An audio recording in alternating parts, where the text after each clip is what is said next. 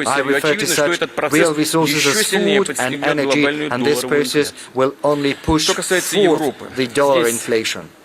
Regarding Europe, негативный вклад в раскручивание the цен rising внесла еще и prices are провальная further энергетическая exacerbated политика. by their Слепая fiascos ставка in на the energy возобновляемые policy they источники pursue. и спотовые They were поставки blindly природного газа, counting on что привело renewables к and spot резкому росту supplies of natural стоимости gas, энергии, which который resulted наблюдается in с a третьего drastic квартала. increase Этот рост in the price наблюдается с of третьего energy. квартала We've по been кварталу seeing that прошлого starting года. from the И third повторю вновь, quarter last задолго year. до начала And нашей I операции на reiterate, it happened Мы long здесь before совершенно ни the при чем. beginning of our Сами military натворили operation in Donbass. We have Цены nothing to do with взлетели до that. небес. They did И it ищут виновника. themselves. The prices were Расчеты soaring, Запада не and they're только trying to сказались pin на it росте on someone себестоимости else. многих товаров и услуг, And но также these привели к failures снижению объемов resulted выпуска in удобрений, the прежде всего азотных, bigger prices for many производимых goods and из природного газа. services, and В also целом, lower только с output of середины прошлого fertilizers, года, especially попирая nitrogen текущего, fertilizers, глобальные from цены на удобрения выросли более чем на mid-2021 70%. to February this year. The global fertilizer prices have grown by more than 70%. Unfortunately, we see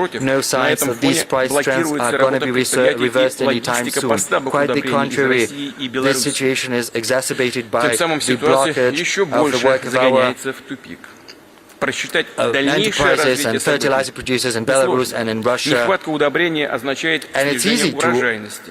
Calculate А how it's значит, going to play повысятся out, риски because недопоставок shortages продовольствия на of мировом рынке. fertilizers will result Цены in пойдут lower еще crops. сильнее вверх. There's going to be Что a грозит bigger risk of голодом, прежде всего, undersupply в of food беднейших for the странах. world И это market. будет Prices целиком на will совести climb администрации further Соединенных up, Штатов and this и carries the евробюрократии. risk of famine in Еще раз the подчеркну, эта poorest проблема countries, появилась and не of сегодня, course the blame не за is on the последние US 3-4 месяца. and И абсолютно the точно она возникла bureaucracy. не по вине России, как And сейчас this problem заявляют did not некоторые emerge демагоги, today, пытаясь переложить and ответственность за regardless все of what certain происходящее в мировой demagogues экономике are на нашу saying, страну.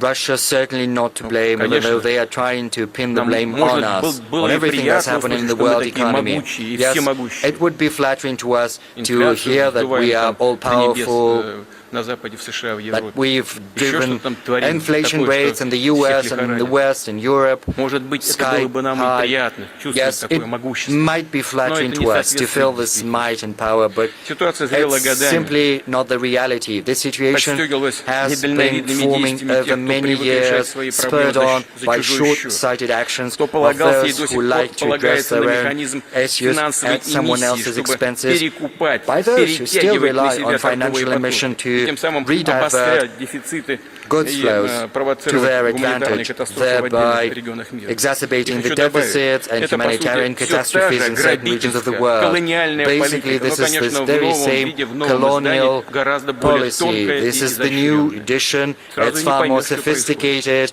You won't be able to Сейчас важнейшая understand what's задача для всего happening мирового at first сообщества sight. нарастить Right поставки now, продуктов the most питания на important task глобальный for рынок, us is в том to числе boost обеспечить the supplies of потребности food стран, to the global особенно market, нуждающихся в satisfying the продовольствии. needs of Россия, countries that are обеспечивая свою needed внутреннюю most продовольственную direly. безопасность, свой Russia внутренний is рынок, satisfying способна its own domestic значительно needs, увеличить экспорт but it продовольствия is и still удобрений. capable of Например, объем significantly наших increasing поставок the зерна в exports of будущем food and сезоне fertilizers. может вырасти Next season, до 50 our grain миллионов тонн. exports can rise В to приоритетном порядке 50 million будем tons. направлять свои поставки We'll в те страны, prioritize где supplies наиболее высока to потребность those в countries продовольствии, где that существуют риски need увеличения food числа most, where there are голодающих. В risks первую очередь that the речь идет number о of африканских starving странах и people will регионе increase. Ближнего I refer in Востока. particular to the Вместе с African тем, countries and здесь to the Middle есть East. сложности, At the также same time, возникающие there are не по нашей problems, вине. and once Да, again, we're not to формально blame for российское those зерно, difficulties. Yes, продовольствие, officially, удобрения, Russian кстати говоря, grain, американцы food, ввели and санкции, fertilizers. за Incidentally, ними the US европейцы на наши удобрения. imposed sanctions on fertilizers, then Europeans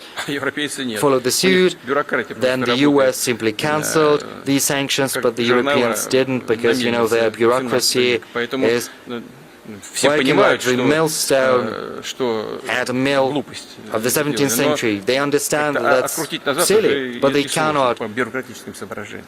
backtrack Ну, так due to вот. bureaucratic concerns. Повторю, Россия готова I внести свой reiterate, вклад в Russia stands балансировку willing мировых to рынков make its own сельхозпродуктов. contribution to Мы, rebalancing the конечно, world agricultural markets. приветствуем открытость к And диалогу по we этому take вопросу со note стороны коллег that из our ООН, которые colleagues from the UN понимают are остроту open глобальной проблемы продовольствия. to engage in a Предметом для dialogue on this issue такого because they разговора understand может the быть acuteness of the создание global food problem. нормальных условий We could talk логистических, in the course of this финансовых, discussion транспортных about для creating наращивания normal российского conditions экспорта продуктов from the питания point of view и of logistics, удобрений. finance Что and transport касается, to не могу boost Russian exports of food and fertilizers. Unfortunately, there are many speculations about other matter, about Ukrainian supplies of food to the world markets. We're not preventing these supplies because we were not the ones to plant mines around the Black Sea ports. They can demine that, and we will ensure the security of these vessels. No doubt about that. But the U.S. Department of Agriculture estimates that it's 6 million tons of wheat. We believe it's 5 million, another 7 tons of corn. But, 800 million tons of wheat is produced across the world, so 5 million is a drop in the bucket.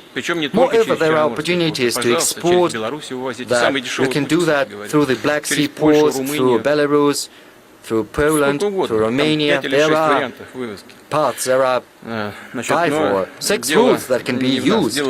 So we are not the ones to blame. It's about how reasonable the people sitting in Kiev are. It's up to them to decide. And they shouldn't listen to their foreign masters from the other side of the ocean. But there's another threat that it's going to be exacerbated. Colleagues, the world right now is undergoing fundamental shifts. International institutions are breaking down or malfunctioning. Security guarantees are losing value. The West has categorically refused to implement responsibilities it had assumed in the past, and it was simply impossible. And the current conditions amid the rising risks and threats. Russia's decision to start the special military operation was forced and absolutely necessary and very difficult. This is a decision which is our sovereign right because it's based on the UN Charter, which says that we have the right to protect our security. This decision seeks to protect citizens of the Donbas republics who for 8 years have been suffering from genocide carried out by the Kiev regime and neo-Nazis under full protection from the West. The West is trying to protect its military power of Ukraine, pumping Ukraine full with arms, weapons and military advisors, and they continue to do so. And as for economic development and the welfare of people who live there, they don't give two hoots about that. But they spare no money on creating a NATO springboard in the West against Russia or on fueling aggression, hatred and Russophobia.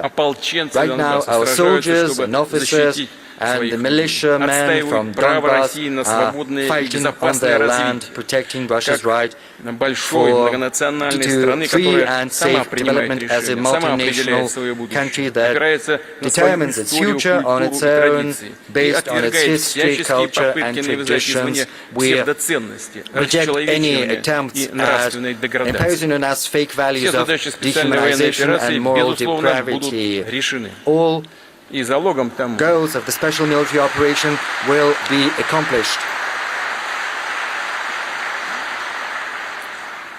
which is reinforced by the courage and heroic actions of our warriors, by the consolidation of Russian society, whose support inspires strength and confidence in our army and navy, by the understanding of the truth and historic justice of our cause of building a strong sovereign Russia. I would like to emphasize that in the 21st century, sovereignty cannot be partial nor fragmentary. All of its elements are equally important. They strengthen and complement one another. That's why it's not just important to protect our political sovereignty and national identity. We should also reinforce everything that underlies our economic autonomy, our financial, human, technological self-sufficiency and independence. The very framework of Western sanctions is based on the false erroneous assumption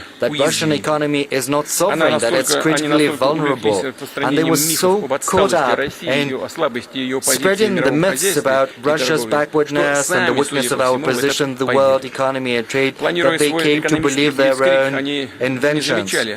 попросту They игнорировали were реальные simply факты. ignoring То, real как facts. изменилась наша страна за последние They годы. were ignoring how much И our какие перемены, country и такие has перемены changed over the результат recent нашей years. плановой And these работы changes по were brought созданию about by устойчивой our careful макроэкономической planning, конструкции, по aimed обеспечению at продовольственной building безопасности, a sustainable реализации программ macroeconomic импортозамещения, environment формированию to собственной ensure платежной системы food и security, так далее. implement import Конечно, substitution, build our санкционные own payment ограничения system, and поставили so on and перед so страной forth. Yes, много непростых sanctions задач. and restrictions Часть have предприятий put продолжает a испытывать great number проблемы of с tasks in комплектующими. front of us. Целый Some ряд технологических enterprises are решений suffering стали due to недоступны shortages для of наших spare компаний. parts. Some technological solutions are no longer available to our companies. Logistics has been disrupted. On the other hand, this is opening up new opportunities to us. It's often said, but it's the truth.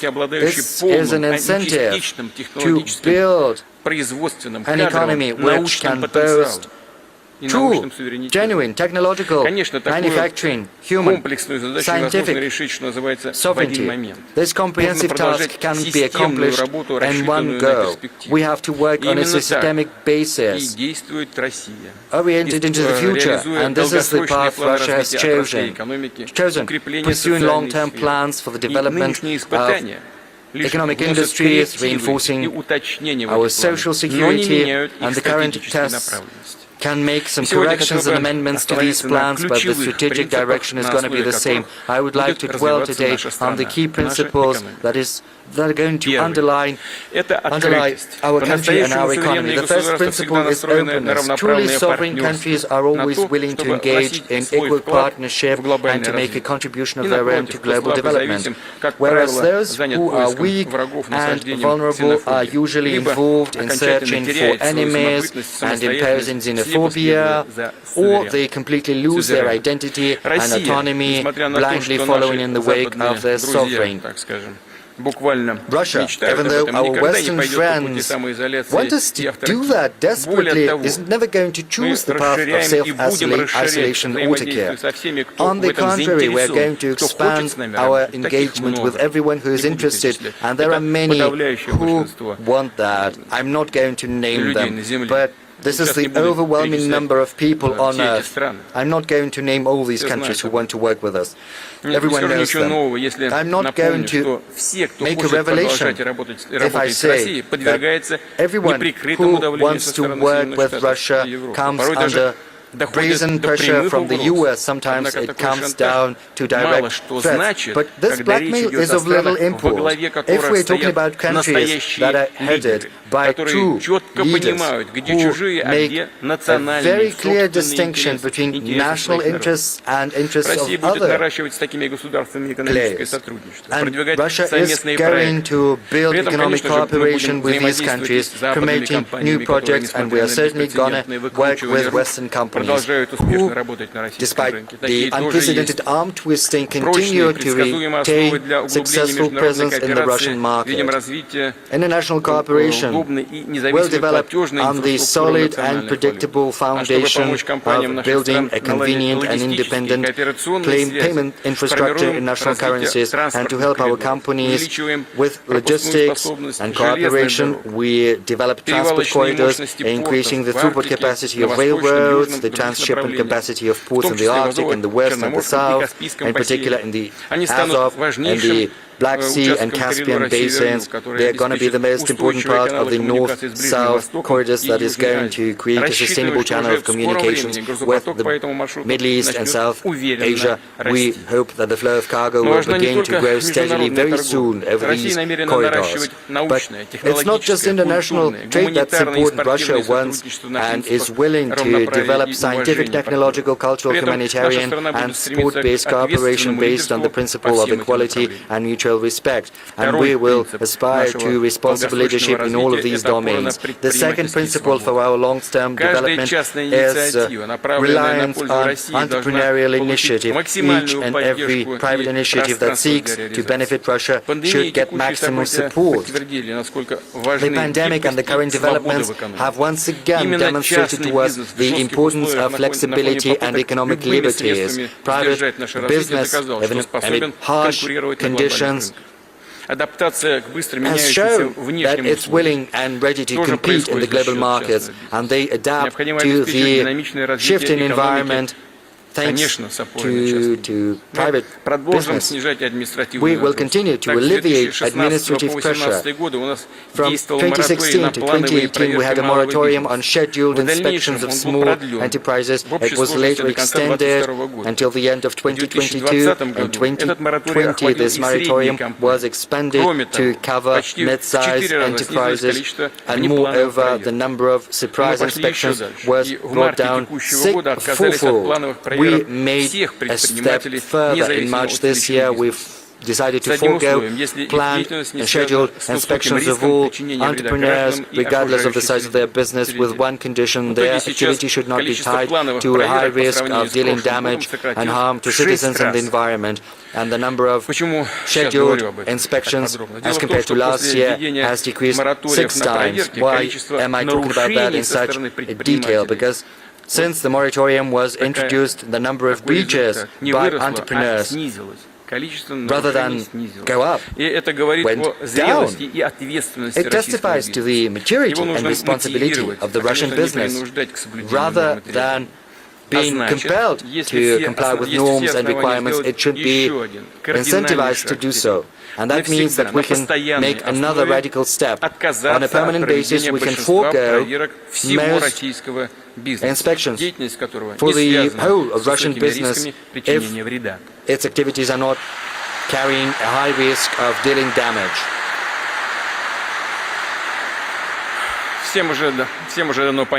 Everyone understands for quite some time there is no need to go around and inspect each and everyone. We need a risk-oriented approach, and I request the government to set the concrete parameters for such a reform in the coming months. Another sensitive issue for our business, it is also an issue of national security and economic sustainability. In order to decrease and minimize any type of abuse, any loopholes that allow exerting pressure on entrepreneurs, we are consistent in removing and abolishing vague norms of criminal legislation with regard to so-called economic crimes. In March, a law was signed according to which criminal charges against entrepreneurs that are tax-related will only be brought at the initiative of the tax service, and very soon a draft law is going to be adopted on the statute of limitations and also on the dismissal of criminal charges once the tax arrears have been paid in full. And we have also need in decriminalizing a number of other economic crimes, such as those related to working without a license or without accreditation. This is a very fine issue due to the illegitimate actions of our Western partners. They refuse us these licenses. In these types of situations, our government agencies should not, push our companies towards crimes. You understand what kind of the situation we're in. And those who work in small and medium enterprises, the license runs out, and the Western companies are not extending these licenses, so what are they to do? Are they to shut down their business? Of course not. Moreover, we should think about increasing the threshold for responsibility in case of arrears in customs and other obligatory payments. Moreover, it's been very long since we updated the parameters for defining bigger damage and particularly big damages despite the inflation, and also there is a mismatch. The accumulated inflation is around 50%, and there's no update for a very long time.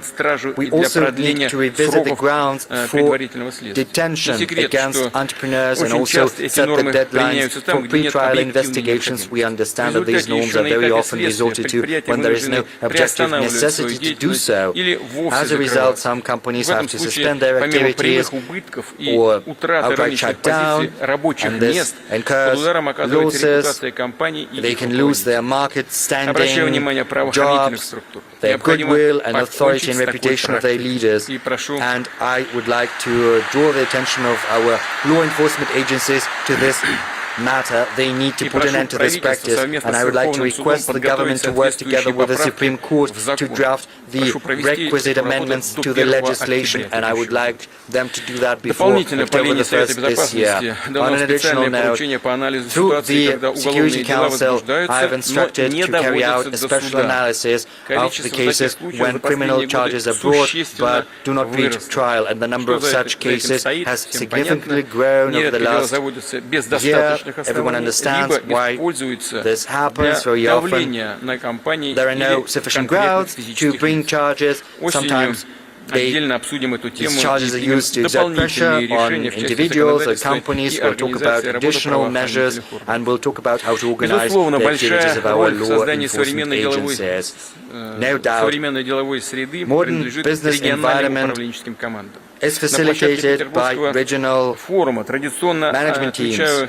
At SPIF, as tradition, I take note of those Russian regions that have achieved great headway in national investment climate score that's prepared by the Strategic Initiative Agency. We have certain changes in the first three rankers, Moscow and Tatarstan this year, and their still leaders are joined by the Moscow region, jumped to the third place from the 8th place. Among the top rankers are Tula, Nizhny Novgorod, two men, Novgorod, Sakhalin, region St. Petersburg and Bashkortostan. On a particular note, I would like to take note of the regions that have made most progress. These are Kurgan region by 36 positions, Perm and Altai Krai by 26 positions, and Ingushetia by 24 positions, and Ivanovo region that has risen 17 positions. I would like to offer my congratulations to my colleagues from these regions, and I would like to say thank you to them. The federal government is also paying particular attention to supporting business initiatives of our citizens in small cities and remote areas and rural areas. And the same goes for the regional and municipal level. And we have some success stories, such as software, environmentally friendly goods, self-made products across the country that are being sold through Russian marketplaces, online marketplaces. We need to create new opportunities, implement new models of trade, including e-trade platforms. We need to bring down logistics, transport, and other types of costs, in particular through the modernized offices of the Post of Russia. We have to help the employers of small companies, self-employed citizens, novice entrepreneurs. We have to help them get additional skills and competencies. We have the relevant measures that target small towns, rural areas, and remote areas and territories, and I would like to enter them as a special category into the national project on SMEs. I would like to address the owners and the heads of big companies and top managers, colleagues, friends. Genuine, solid success, sense of dignity, and self-respect only come when you tie your future and the future of your children to your country, to your homeland.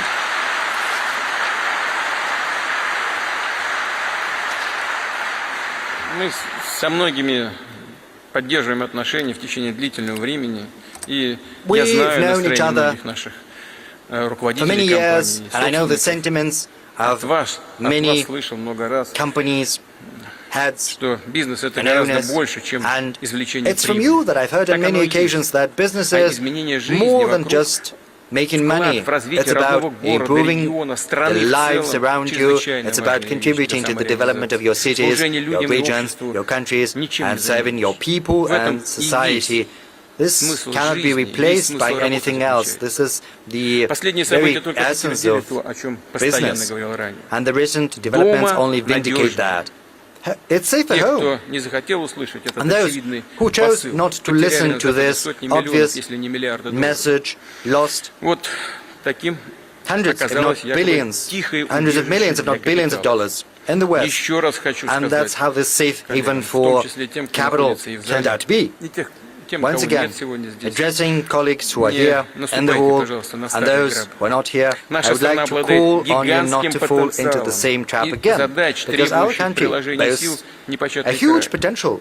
And there is a host of issues that need to be addressed at home, invest at home, invest into new enterprises and jobs, and tourist infrastructure, support schools, universities, healthcare, social security system, culture and sport. I know that you are doing that, many of you, but I would like to emphasize that once again. That was the high understanding of their lofty mission by the Bakrushins, Morozovs, Shukins, Brabushinskis, Akturins, Gailevs, Afanayevs, Matsiyevs, Mamontov, Tretyakov, Arsenov, русские, татарские, бурятские, many чеченские, Russian, Tatar, Buryat, Chechen, Dagestan, еврейские, армянские и другие Ossetian, купеческие предпринимательские семьи, Jewish, которые Armenian, и прямых наследников не обидели merchant и and навсегда entrepreneurial вписали свое families имя в and историю representatives of нашей other страны.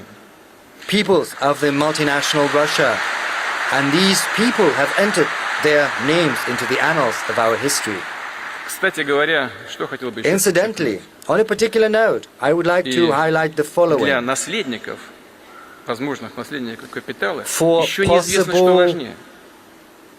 Доставшиеся successors им of the деньги, capital, имущество I don't know what's или more important, the доброе money имя. they get, the property, or maybe the goodwill, the good name, Это уже and точно никто не the промотает. Извините, contribution никто не пропьет. of their forefathers to their country's future. А то, что It's not going to be останется с squandered by будущими anyone. поколениями Pardon наследников, this expression. навсегда And доброе имя, the навсегда good name останется с ним. is И going вот это уже to be точно with пойдет с ними the по жизни, из поколения в поколение, descendants. It's будет going им to помогать, follow поддерживать them по жизни, делать их сильнее, from many generations чем даже деньги, to которые many могут generations. достаться It's going to be a better support than money and property. Уважаемые коллеги, третий принцип нашего Distinguished долгосрочного colleagues, the развития third – это principle of our ответственная и long-term сбалансированная development is a макроэкономическая responsible and Во многом именно well-balanced такая линия macroeconomic позволила нам policy. выдержать It's беспрецедентное precisely this санкционное policy that has давление. Но allowed us повторю, для to нас эта withstand the политика важна не unprecedented только для ответа на sanction текущие pressure. вызовы, но и в And this долгосрочной policy is important перспективе. not just to Мы не будем respond to the повторять current threats, печальный but in the опыт long run западных as коллег, well. We're not которые, going раскручивая to инфляционную relive the спираль, tragic и experience of our разбалансировали свои Western финансы. colleagues Наша who цель – have уверенное set off the развитие экономики inflation на годы spiral вперед, and thrown their снижение finance инфляционного into disarray. бремени на Our граждан и goal бизнес, is to достижение в develop our средней и economy steadily долгосрочной for many перспективе years to целевого come, уровня decrease the инфляции inflation burden for 4%. citizens and business, Я and со achieving the long and начал. mid И вот сейчас term хотел бы target сказать, of 4% у inflation. нас We такая want цель остается. 4%. I started with the inflation figures, but the goal is the same. It's 4%. I've already instructed the government to draft proposals on the new fiscal rules that seeks to ensure the predictability of our fiscal policy and to create the most favorable environment to use the external economic conditions to our advantage,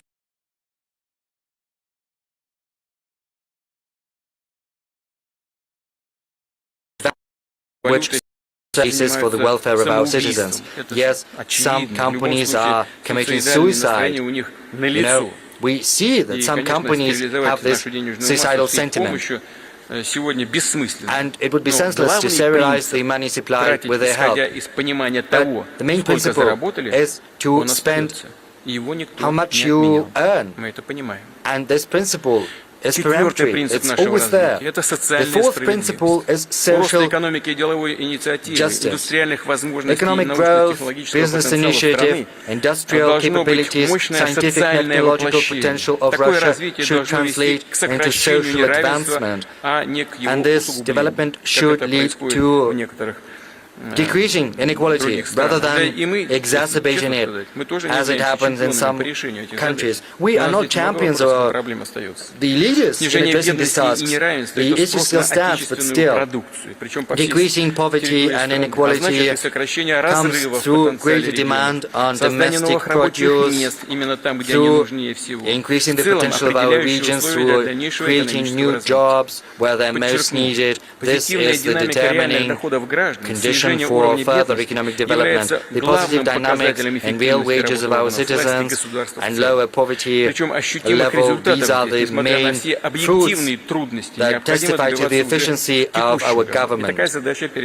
And we need to improve and to address the objective difficulties. This year, this is the task set forth before the government, and we have to protect the most vulnerable groups, pensioners and families with children, those who found themselves in dire straits. On a yearly basis, pensions are growing at a rate superior to the inflation rate. This year, they were increased twice, and starting from June the 1st by additional 10%. Together with pensions by 10%, we've increased the minimum wages as well as the subsistence level to which many other social benefits and payments are tied, and they will have to increase accordingly, which is going to directly affect for the better. The income of around 15 million people.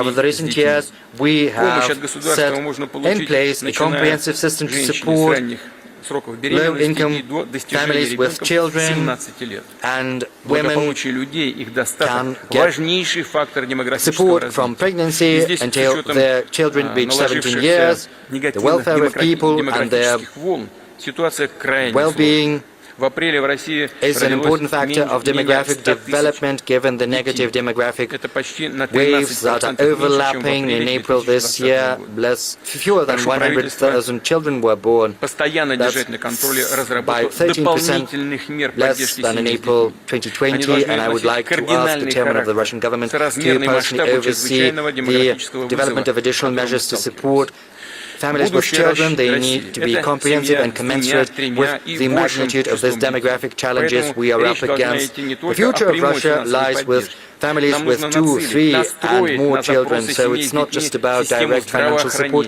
We need to target and tie to the needs of these families with children everything, the healthcare system, education system, and the rest that affects our quality of life. And this is precisely the goal pursued by the National Social Initiative, implemented by regional teams and the Agency for Strategic Initiative. Together, this autumn we are going to take stock of the standards of living, to get the best practices and spread them.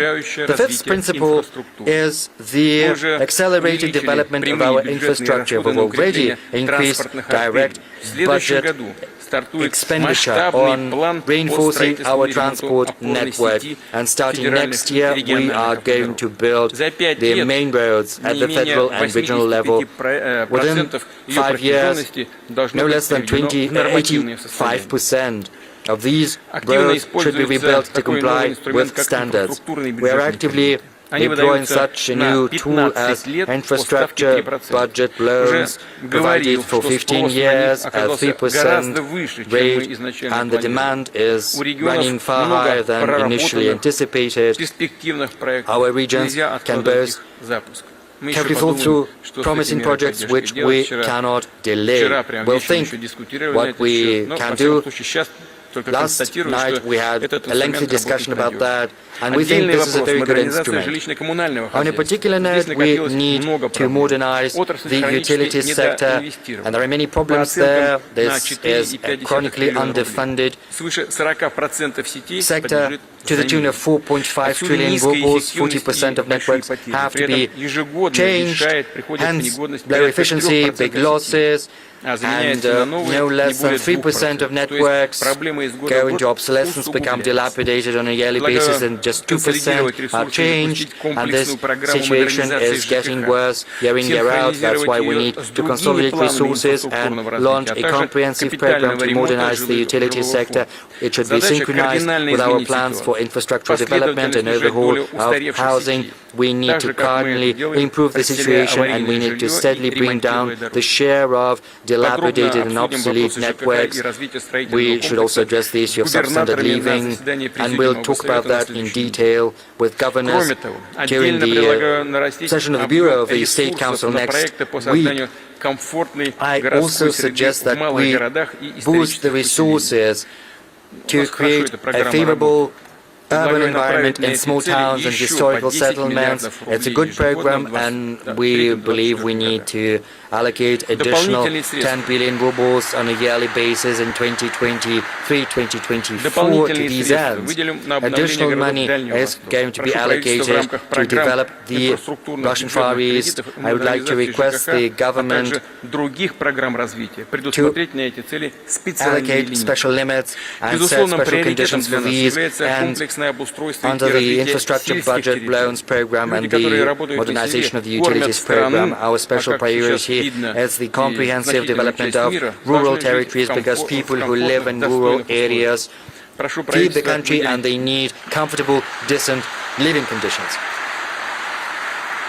So, I request the government in this regard to allocate additional funds for the relevant state and government program. The financial source for that can come from export fees levied on the sales of agricultural goods.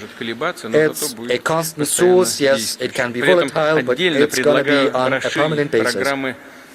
So, separately, I suggest we should expand the programs for rebuilding and modernizing rural housing, cultural houses, and regional theaters and museums, allocating 6 billion rubles for these ends in 2023-2024. Of particular importance, as I said, well, I'm going to give you a very good example. I gave medals to heroes of labor. One of them was Mr. Mikhailov from Yakutia. During the closed-door meetings, he asked to help with the building a culture center at his settlement, and will help him. But people at all levels say that this is a relevant matter. Let me digress a little bit. I think it's perfectly acceptable here, because the holiday season is starting in Russia. Year in, year out, an increasing number of tourists are trying to reach the marvelous natural spots across our country in national parks and natural reserves. Our estimates say that this year the tourist flow is going to be more than 12 million people, and it's very important that government agencies, businesses and tourists know what's acceptable, what's not, where tourist facilities can be built and where it's categorically forbidden because it creates risks for fragile, unique ecosystems. The State Duma is currently considering a draft law which is aimed at regulating the organization of tourism in specially protected territories. We need to create a civilized foundation for such activities, and in this regard, I would like to say that all decisions taken in this domain have to be carefully thought through. They have to be considered very cautiously. On a particular note, I would like to say how important it is to preserve and protect Lake Baikal, and this is precisely the objective of our unique comprehensive development project for the city of Baikal. It should be the example of rational, environmentally friendly economic activity we need, not just to liquidate and neutralize the accumulated damage done by the Baikal paper and pulp factory. We need to elevate the city to a new level of life. It should be the flame bearer of Russian environmental tourism. This project should be based on cutting-edge technologies and environmentally friendly energy sources. We will use clean technologies and environmentally modernize our enterprises, decrease the atmospheric pollution. We need to create circular economy projects, green projects, preserve the climate, and this is something I spoke about at this forum last year. And we also come down to the sixth cross-cutting principle of our development, which is the achievement of technological sovereignty. We need to create an integral system for economic development that is not dependent on foreign institutions. We have to build all spheres of life on a new level of technological quality, and we should not be just belly users. We have to have technological keys to building goods and services of new generations. Over the recent years, we've been paying a great deal of attention to import substitutions, and we've made some great headway in agriculture, in defense, and medicine, and in many other things. We've got many discussions on that. But import substitution is no silver bullet. It's no universal solution. Should we blindly emulate others? Should we try to replace these goods and services with copies, albeit with good ones? We will always be catching up, and we have to be one step ahead. We have to create our own competitive technologies, goods and services which can set the new world standards. In this regard, I would like to remind you that Sergei Korolev chose not to blindly copy and partially improve on the trophy rockets. He saw into the future, and he came up with a unique package system when building the R-7 rocket, thereby paving the way to outer space for humanity, and he set the standards for many decades to come. And that was the principle of the founders of many Soviet scientific programs who looked ahead. And based on this groundwork, our researchers are treading and striding forth. Thanks to them, Russia boasts hypersonic weapons, and that's unprecedented. No other countries have that. Rosatom still is retaining the leading edge in nuclear-powered technologies and icebreakers. We have cutting-edge solutions in AI and big data, the best in the world. This technological development is the cross-cutting dimension which is going to determine the future of not just the next 10 years, but also the 21st century. And it's in detail that we're going to talk about this techno-economics at the next session of the Soviet on strategic development. And of course, we need new managerial solutions to develop engineering, education, the transfer of scientific achievements. They have to translate into real economy. They have to be provided with financial resources, and we'll talk about the cross-cutting foundational technologies as well as about the digital transformation of whole sectors. Of course, we cannot produce everything. It's impossible, and we do not need that. But we need to have the critically important technologies. So, should we require it, we should be able to set up our own production of any goods or services on our own basis within a very short time frame. And this is what we did with the coronavirus vaccine, and right now we've done that for many other products and services. To cite an example, once the responsible partners of Kamaz left the Russian market, this niche was occupied by Russian producers, and it's not just about the spare parts. There are also very good prospects for line haul, transport, and heavy trucks. I would also like to take note of the MIA payment system, which successfully replaced Visa and MasterCard in the domestic market. It's currently steadily increasing its geographic scope, achieving international recognition. Another example, the St. Petersburg tractor plant, its foreign partner, refused to provide motors and provide technical maintenance. Instead, Yaroslavl and Chutaev motor producers boosted supply chains, and right now in March, April, St. Petersburg tractor plant achieved record highs in production levels. And there are many other positive practices like that, and they are becoming increasingly numerous. I reiterate, Russia builds human, scientific and technological foundation to create any products that is particularly relevant, including appliances and construction and industrial and service equipment. Right now we need to boost capacities to set up production lines within a very short time frame, and of course we need prepared production capacities and facilities. So I instruct the government by autumn to present the key parameters for new industrial clusters. In this domain, what's important is funding. In these clusters, entrepreneurs should have access to long-term, affordable loans, up to at least 10 years, and at no more than 7% interest rate in rubles. And we've spoken about that with the economic division of the government. Everyone agrees we'll do that. Secondly, taxation. In these clusters, the semi-fixed taxes should be at a low level, including insurance payments. The third avenue to pursue is supporting production at the earliest stages when building the package of orders, providing subsidies to get the products from these enterprises. It's going to be difficult, but I think subsidies will be required. We have to work this through. Fourth, facilitated administrative regime. There should be no inspections or little, very few. And the same goes for taxation and customs monitoring should be very light and not cumbersome. Fifth, we need to create guaranteed long-term demand for this innovative production produced and reaching the market. We need a preferential regime for these industrial clusters, and it's going to be in force starting from January the 1st, 2023. I would like to say in this regard that the new poles of growth and the existing one should engage small business, for enterprises, for small organizations.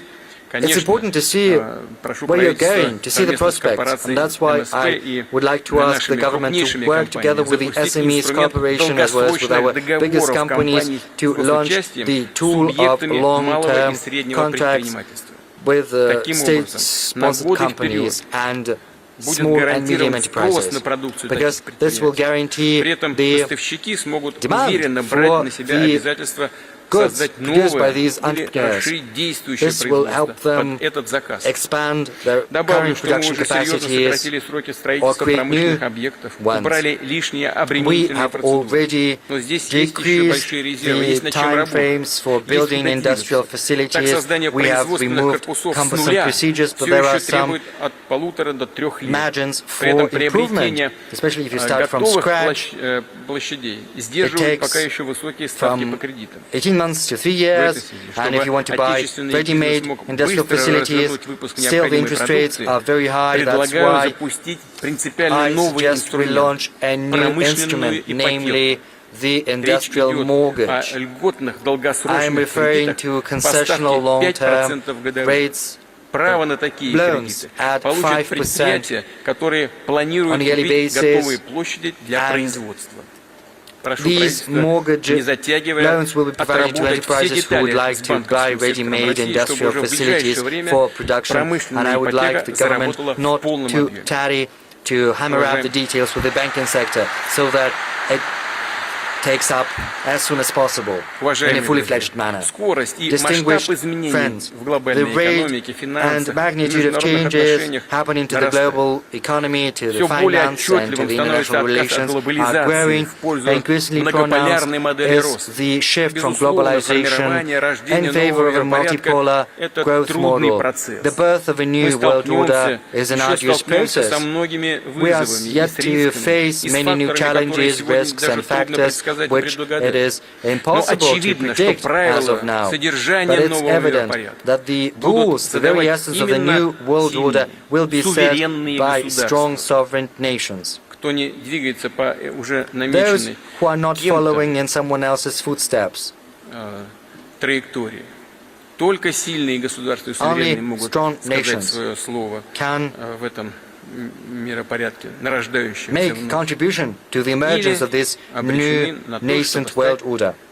Otherwise, they will be relegated to the status of a disenfranchised colony of someone else. They need to strive forth, listen to the voice of time, change. And for that end, they should demonstrate national will and resoluteness.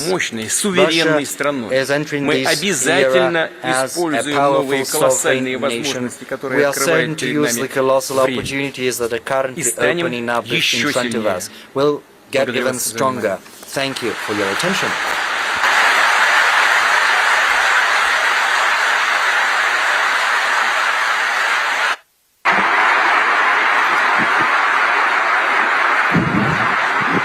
Спасибо, Владимир Владимирович.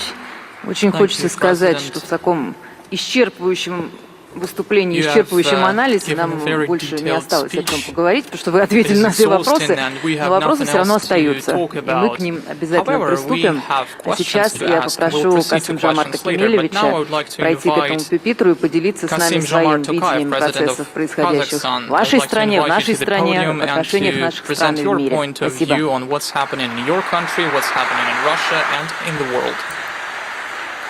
Уважаемый Владимир Владимирович, уважаемые участники форума, поздравляю всех со столь значимым событием, проведением юбилейного 25-го Петербургского международного экономического форума. Благодарю Владимира Владимировича за приглашение, теплый и радушный прием в культурной столице России. За четверть века Петербургский форум заслуженно обрел статус авторитетной экспертной платформы и занял достойное место среди других мировых дискуссионных площадок. Наша встреча проходит в особой ситуации повышенной политической и экономической турбулентности, глобальные потрясения, связанные с пандемией, и нарастанием геополитической напряженности привели к новой реальности. На смену глобализации пришла эпоха регионализации со всеми ее достоинствами и врожденными недостатками. Как бы то ни было, ускоряется процесс переформатирования традиционных экономических моделей и торговых маршрутов. Мир стремительно меняется. К сожалению, в большинстве случаев не в лучшую сторону. Инфляция во многих странах бьет десятилетние рекорды, замедляются темпы роста мировой экономики, обостряется конкуренция за инвестиции и ресурсы. Сдерживающими факторами экономического роста стали изменения климата, увеличение миграционных потоков, ускорение технологических изменений. Все эти процессы не проходят мимо нашего внимания. Говоря о новой реальности, важно иметь в виду стремительно меняющуюся структуру мирового порядка, смену, казалось бы, устойчивых векторов взаимодействия по линии восток-запад, север-юг. Странам нашего региона важно не просто найти правильные ответы на все эти вызовы, но и постараться извлечь из них максимальную пользу. Поэтому нам предстоит последовательно реализовывать весь потенциал сотрудничества в рамках Евразийского экономического союза. Актуальная задача сопряжения евразийской интеграции с китайской концепцией «один пояс, один путь». Как вам известно, в Казахстане сейчас осуществляются масштабные политические и экономические реформы. Они направлены на перезагрузку государственного управления и строительство справедливого нового Казахстана. Наши усилия ориентированы на то, чтобы рост экономики пропорционально влиял на повышение благосостояния граждан. Мы нацелены на устойчивое развитие торгово-экономических связей, открытие новых производств, создание условий для роста человеческого капитала и внедрения инвестиций. В рамках масштабной модернизации страны идет выстраивание новых правил игры в экономике без очевидных монополий и вопиющей коррупции. Нашей первоочередной задачей является поддержка предпринимательства и улучшение бизнес-климата с целью максимальной защиты прав инвесторов, стабильности и предсказуемости. Мы будем в полном объеме выполнять все свои обязательства перед нашими традиционными партнерами. Казахстан продолжит курс на построение инклюзивного, справедливого общества, устранение социального неравенства. На мой взгляд, для устойчивого развития всех стран региона необходимо определить новые горизонты, сотрудничество и сформировать будущие точки роста наших экономик. Наряду с этим следует всегда помнить о важнейшей задаче обеспечения международной и региональной безопасности. Поэтому далее я хотел бы обратить ваше внимание на следующие моменты. Первое. как я уже сказал, укрепление потенциала Евразийского экономического союза. Эта задача остается актуальной для нас. Совокупный объем экономик всех государств Союза составляет сейчас более $2 триллионов. Это огромный рынок со свободным движением товаров, капиталов, услуг и рабочей силы. Во всяком случае, так должно быть. Несмотря на пандемию и геополитические потрясения, сотрудничество в рамках Союза продолжает последовательно укрепляться. Объем взаимной торговли в прошлом году достиг максимума за весь период функционирования Союза и составил порядка $73 миллиардов, что на треть больше показателя предыдущего года. В рамках этого объединения ключевым торгово-экономическим партнером для Казахстана была и остается Россия. В прошлом году взаимный товарооборот двух стран вырос почти на треть, достиг более $24 миллиардов. Это рекордные для нас цифры. В текущем году положительная динамика сохраняется. За первый квартал этого года объем товарооборота вырос на более чем 12%. На мой взгляд, было бы уместно и полезно заняться разработкой новой торговой стратегии в рамках Евразийского экономического союза с учетом новой реальности. Вместо контрсанкций, которые, честно говоря, вряд ли будут продуктивными, следовало бы проводить более активную, я бы сказал бы проактивную и гибкую торговую политику с широким охватом рынков Азии и Ближнего Востока. Казахстан здесь мог бы сыграть полезную роль некого буферного рынка. В целом, конечный успех евразийской интеграции во многом, если не в значительной степени, зависит именно от эффективности нашей общей торговой стратегии. Казахстан и Россия могут вывести на качественно новый уровень промышленную кооперацию. У нас есть специальный план, программа промышленной кооперации в новых условиях. Инвесторам из России будут предоставляться промышленные площадки, соответствующей инфраструктурой и создаваться благоприятный инвестиционный климат. В принципе, это уже делается. Особая актуальность в текущих реалиях приобретает полноценная реализация It's very important to fully tap agricultural potential of our countries. According to the FAO statistics, хозяйственными землями Россия и Казахстан занимают лидирующие позиции в мировом масштабе.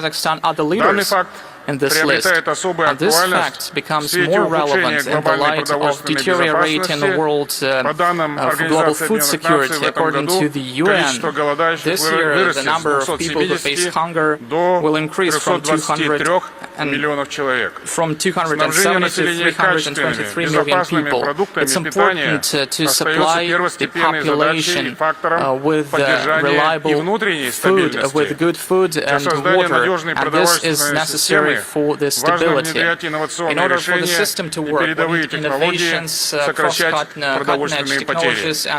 Подходы к обеспечению продовольственной безопасности следовало бы разрабатывать как на национальных уровнях, так и в рамках региональных объединений, включая, конечно же, Евразийский экономический союз, с учетом потребностей и интересов всех государств-участников. Без согласованной работы трудно рассчитывать на достижение поставленных целей в этой крайне важной сфере. Другими словами, борьба с запредельной инфляцией, дефицитом продовольствия – это наша общая задача. Сейчас и в обозримом будущем для нас нет более актуальной цели, ибо она напрямую касается благополучия наших граждан.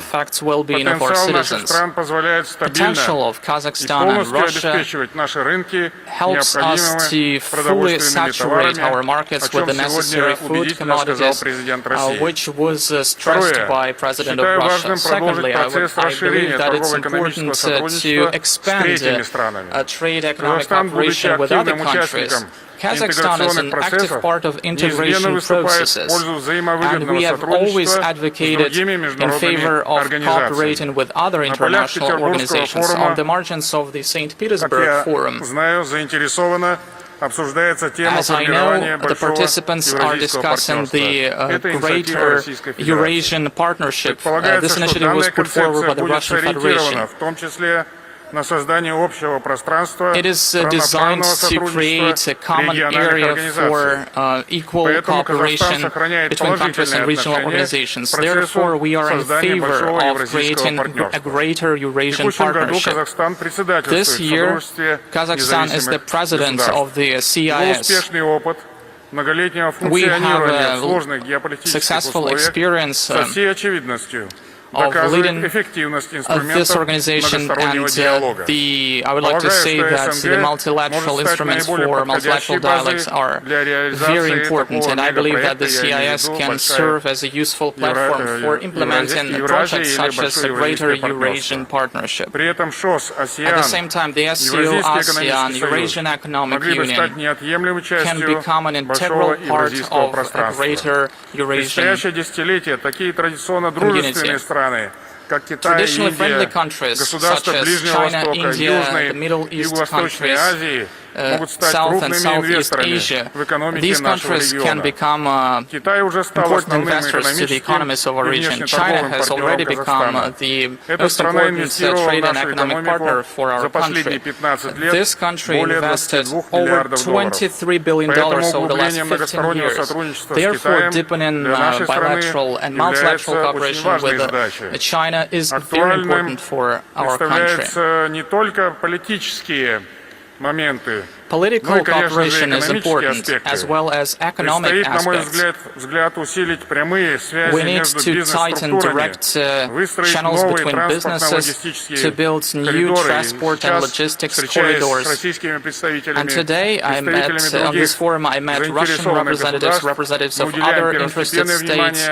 We pay a specific attention to discussing these issues. It also looks promising to create a pool of cutting-edge technological projects and reliable transport logistics chains to create new opportunities for the economic growth for both our countries. Thirdly, Kazakhstan has always stood in favor of international efforts aimed at combating the climate change. We will give more and more weight for the green investments and to the relevant projects. Environmental problems are global.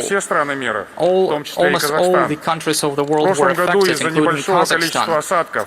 Last year, because of the drought and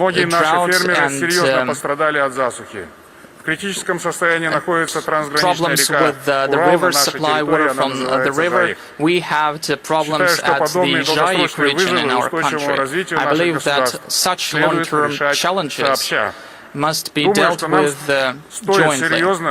I believe that we need to think of the closed loop, or so-called circular economy. And we are working on decreasing our dependence on energy. We develop renewable sources of energy and fight against energy losses.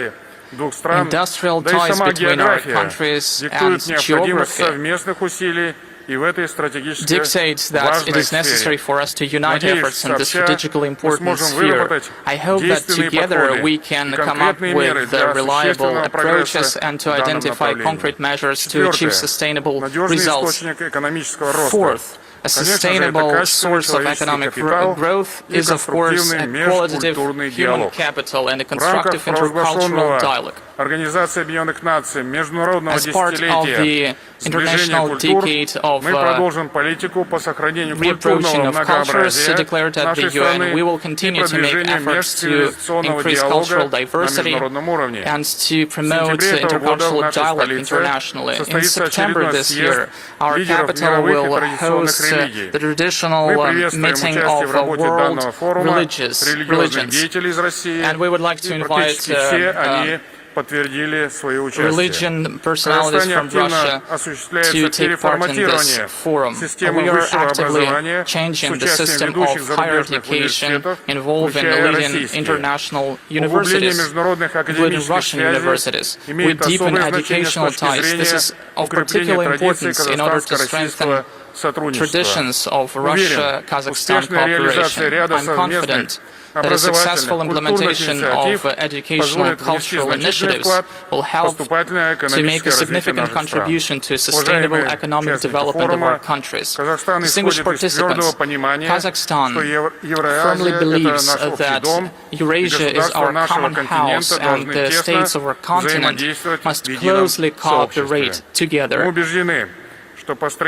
We are convinced that a peaceful, stable, economically strong Eurasia will be an important factor to an inclusive global growth. We believe that this important discussion platform that brings together high-level experts has huge potential to find productive ideas aimed at normalizing the international situation and bringing back the world economy to the positive dynamics. Thank you very much. Спасибо. Спасибо большое, Касым-Жан Аркемельевич. Евразия действительно наш... Здесь пока переговоры. Евразия действительно наш общий дом. Очень хочется, чтобы этот дом был и безопасным, и процветающим с Божьей помощью и общими усилиями. А сейчас мы обратимся к Африке. У нас есть видеообращение от президента Египта Абдулла Фатаха Халила Ас-Сиси. Пожалуйста, можно вот на экраны его запустить? Спасибо.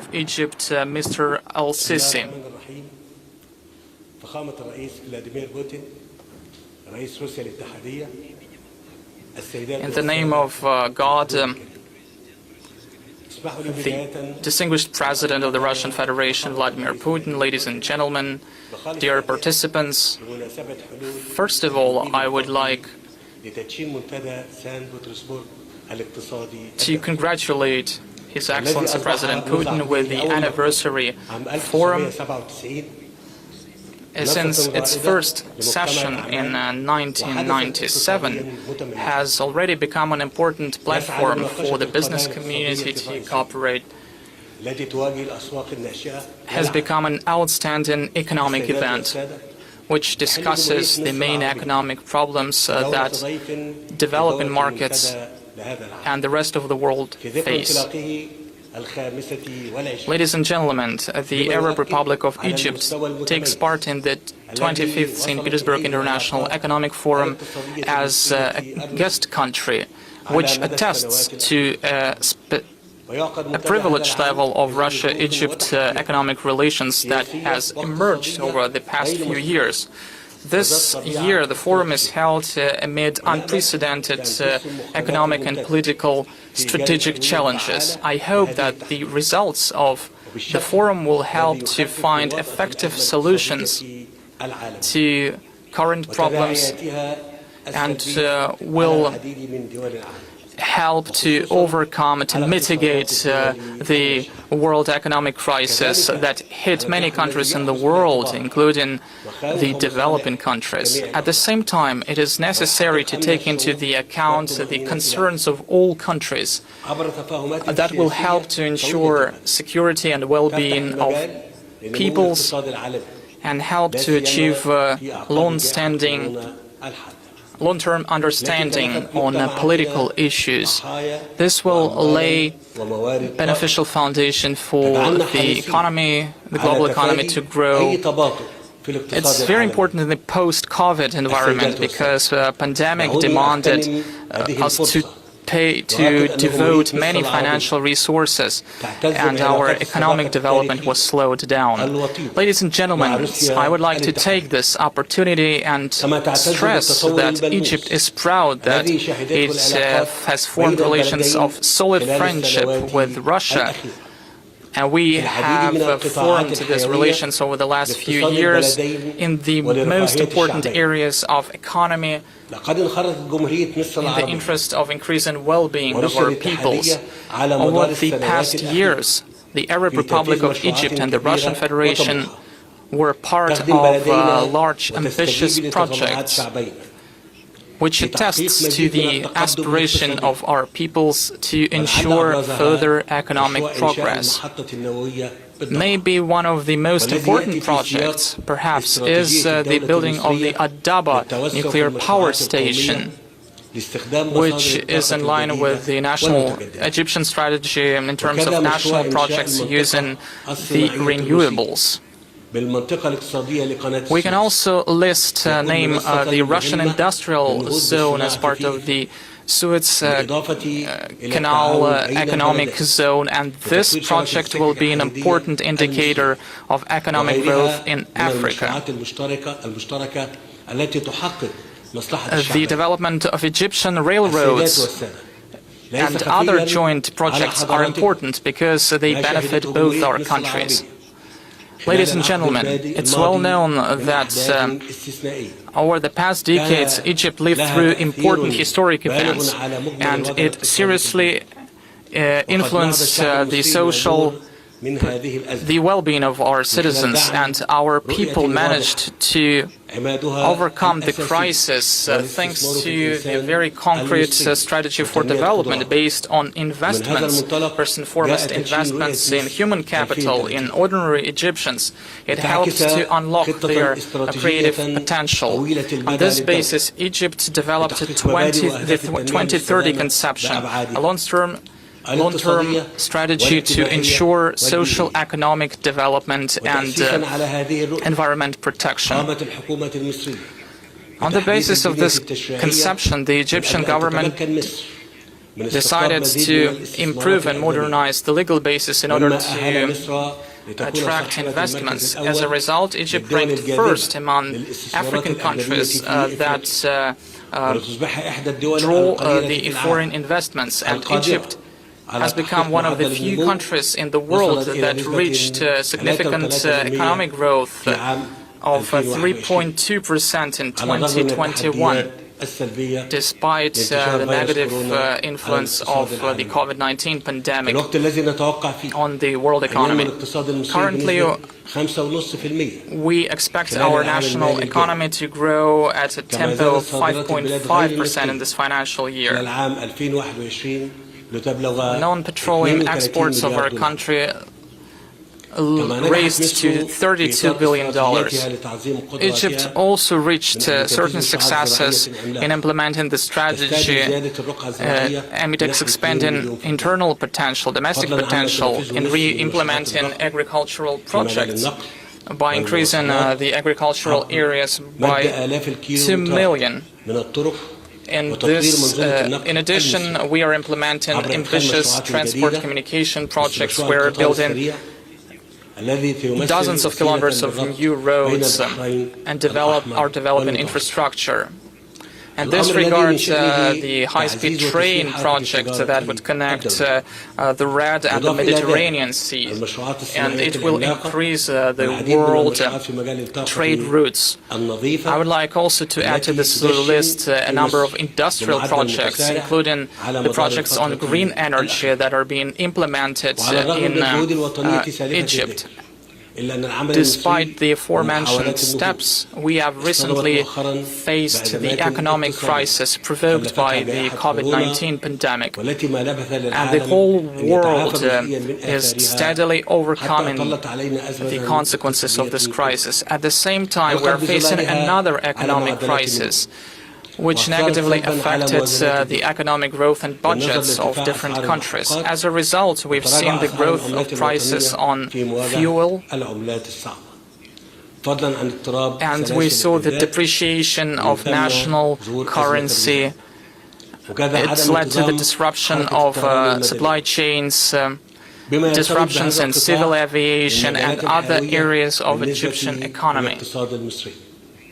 First and foremost in tourism and insurance. In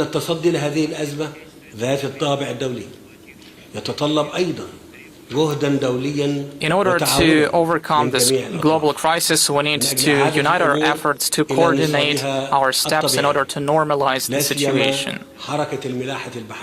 In particular, it's important for the naval navigation, for restoring food supplies, grain, oils.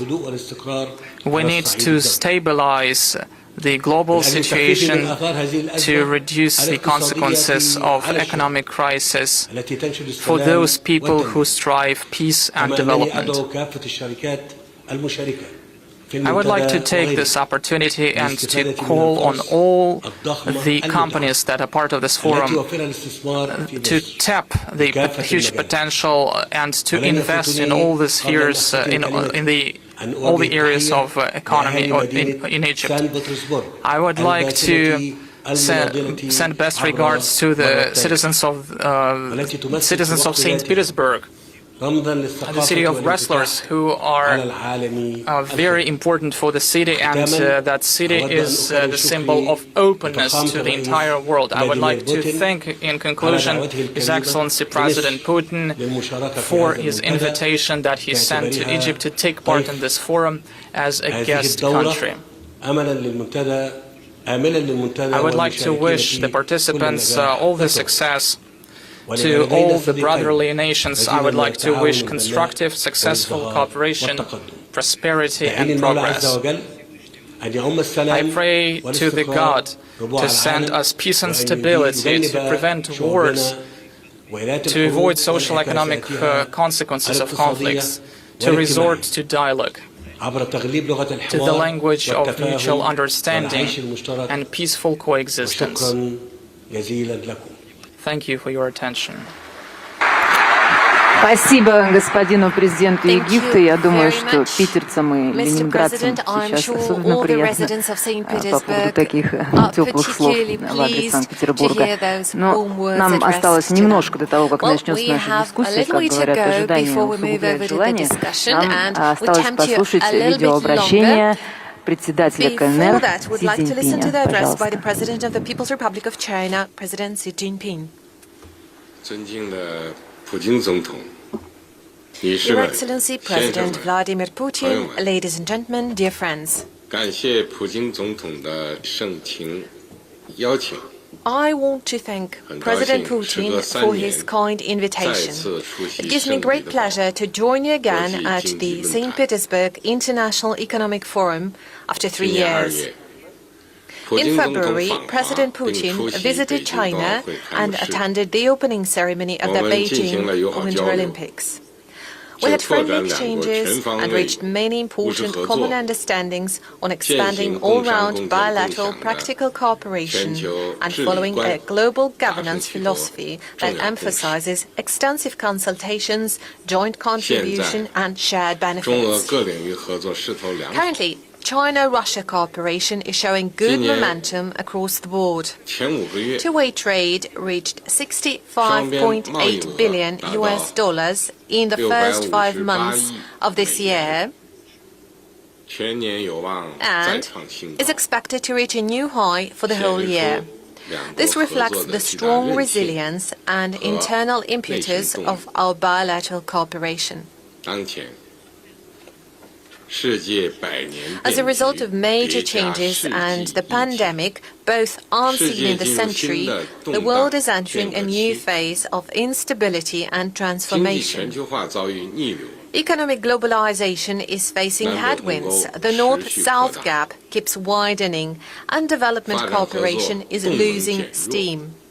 All these are weighing down the already struggling world economy and posing unprecedented challenges to the implementation of the UN's 2030 Agenda for Sustainable Development.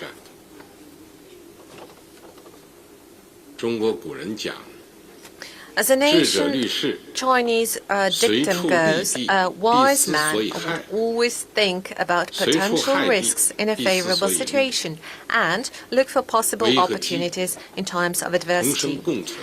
Crises and opportunities come together, and a crisis overcome is an opportunity gained.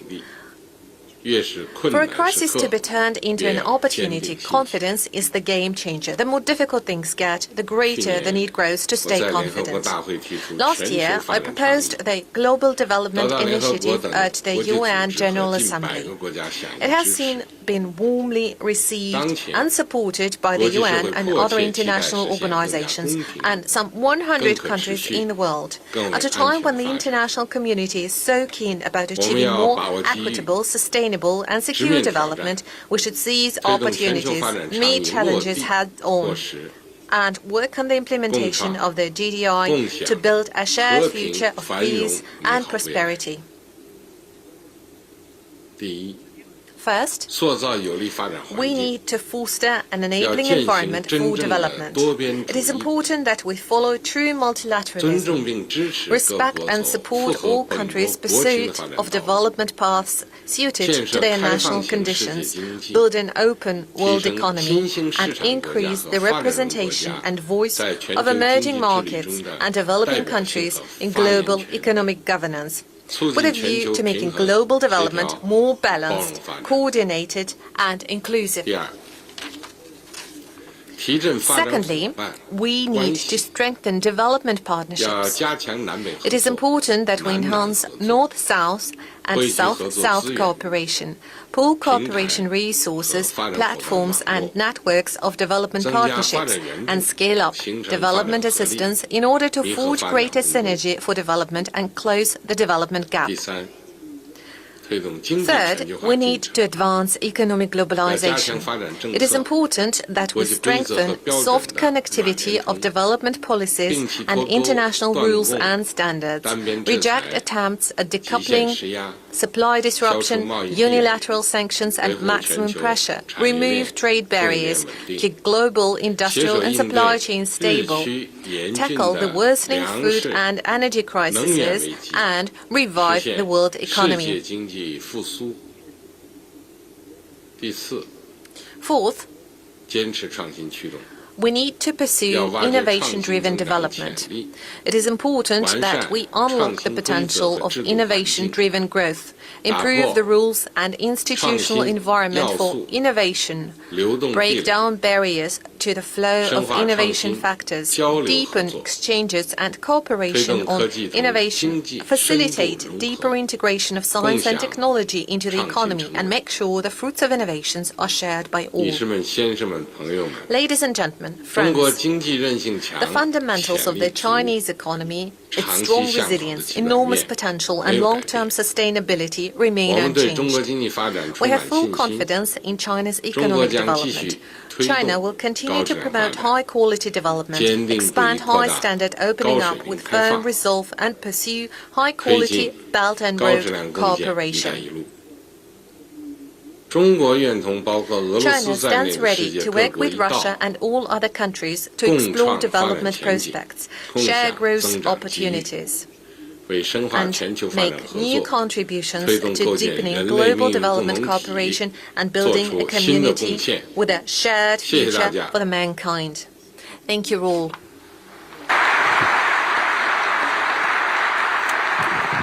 Спасибо господину председателю. Приобщиться к китайской мудрости и узнать несколько новых китайских мудростей никогда не лишнее, тем более сейчас, когда, может быть, именно китайская мудрость будет полезна всему миру. Владимир Владимирович, я вам хотела показать одну вещь, специально с собой взяла. Вот такой сок, он раньше был весь цветной, неважно какой сок, здесь даже не видно какой бренд, хотя это расхожий бренд. А теперь вот видите, маленькая картинка, остальное белое. Почему?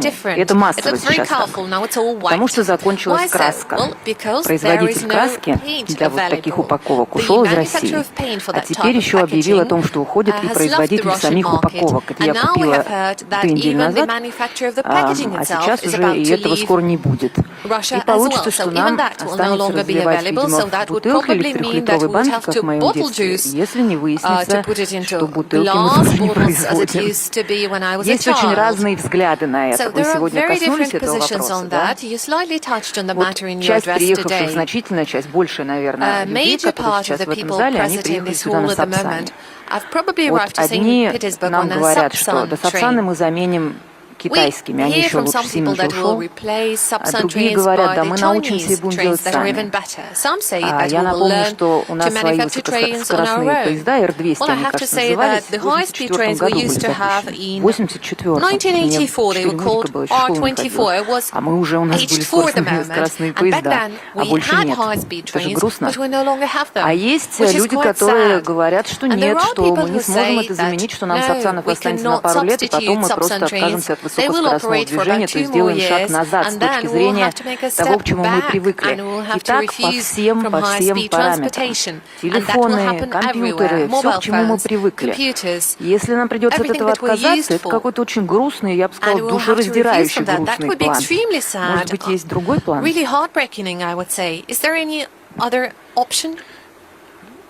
Всегда при принятии любых решений нужно вычленять главное. Что для нас главное? Быть независимыми, самостоятельными, суверенными и обеспечить развитие на будущее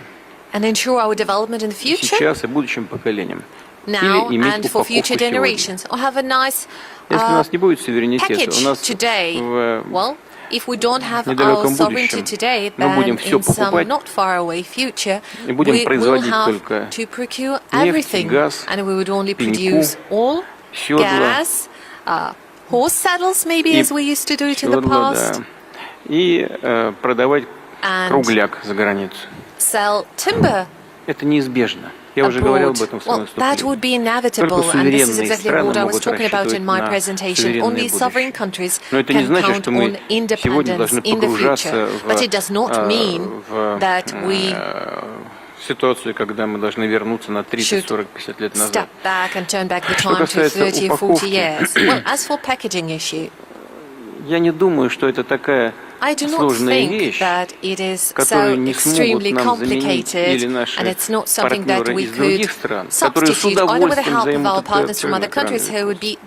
этот или не сможем сделать сами.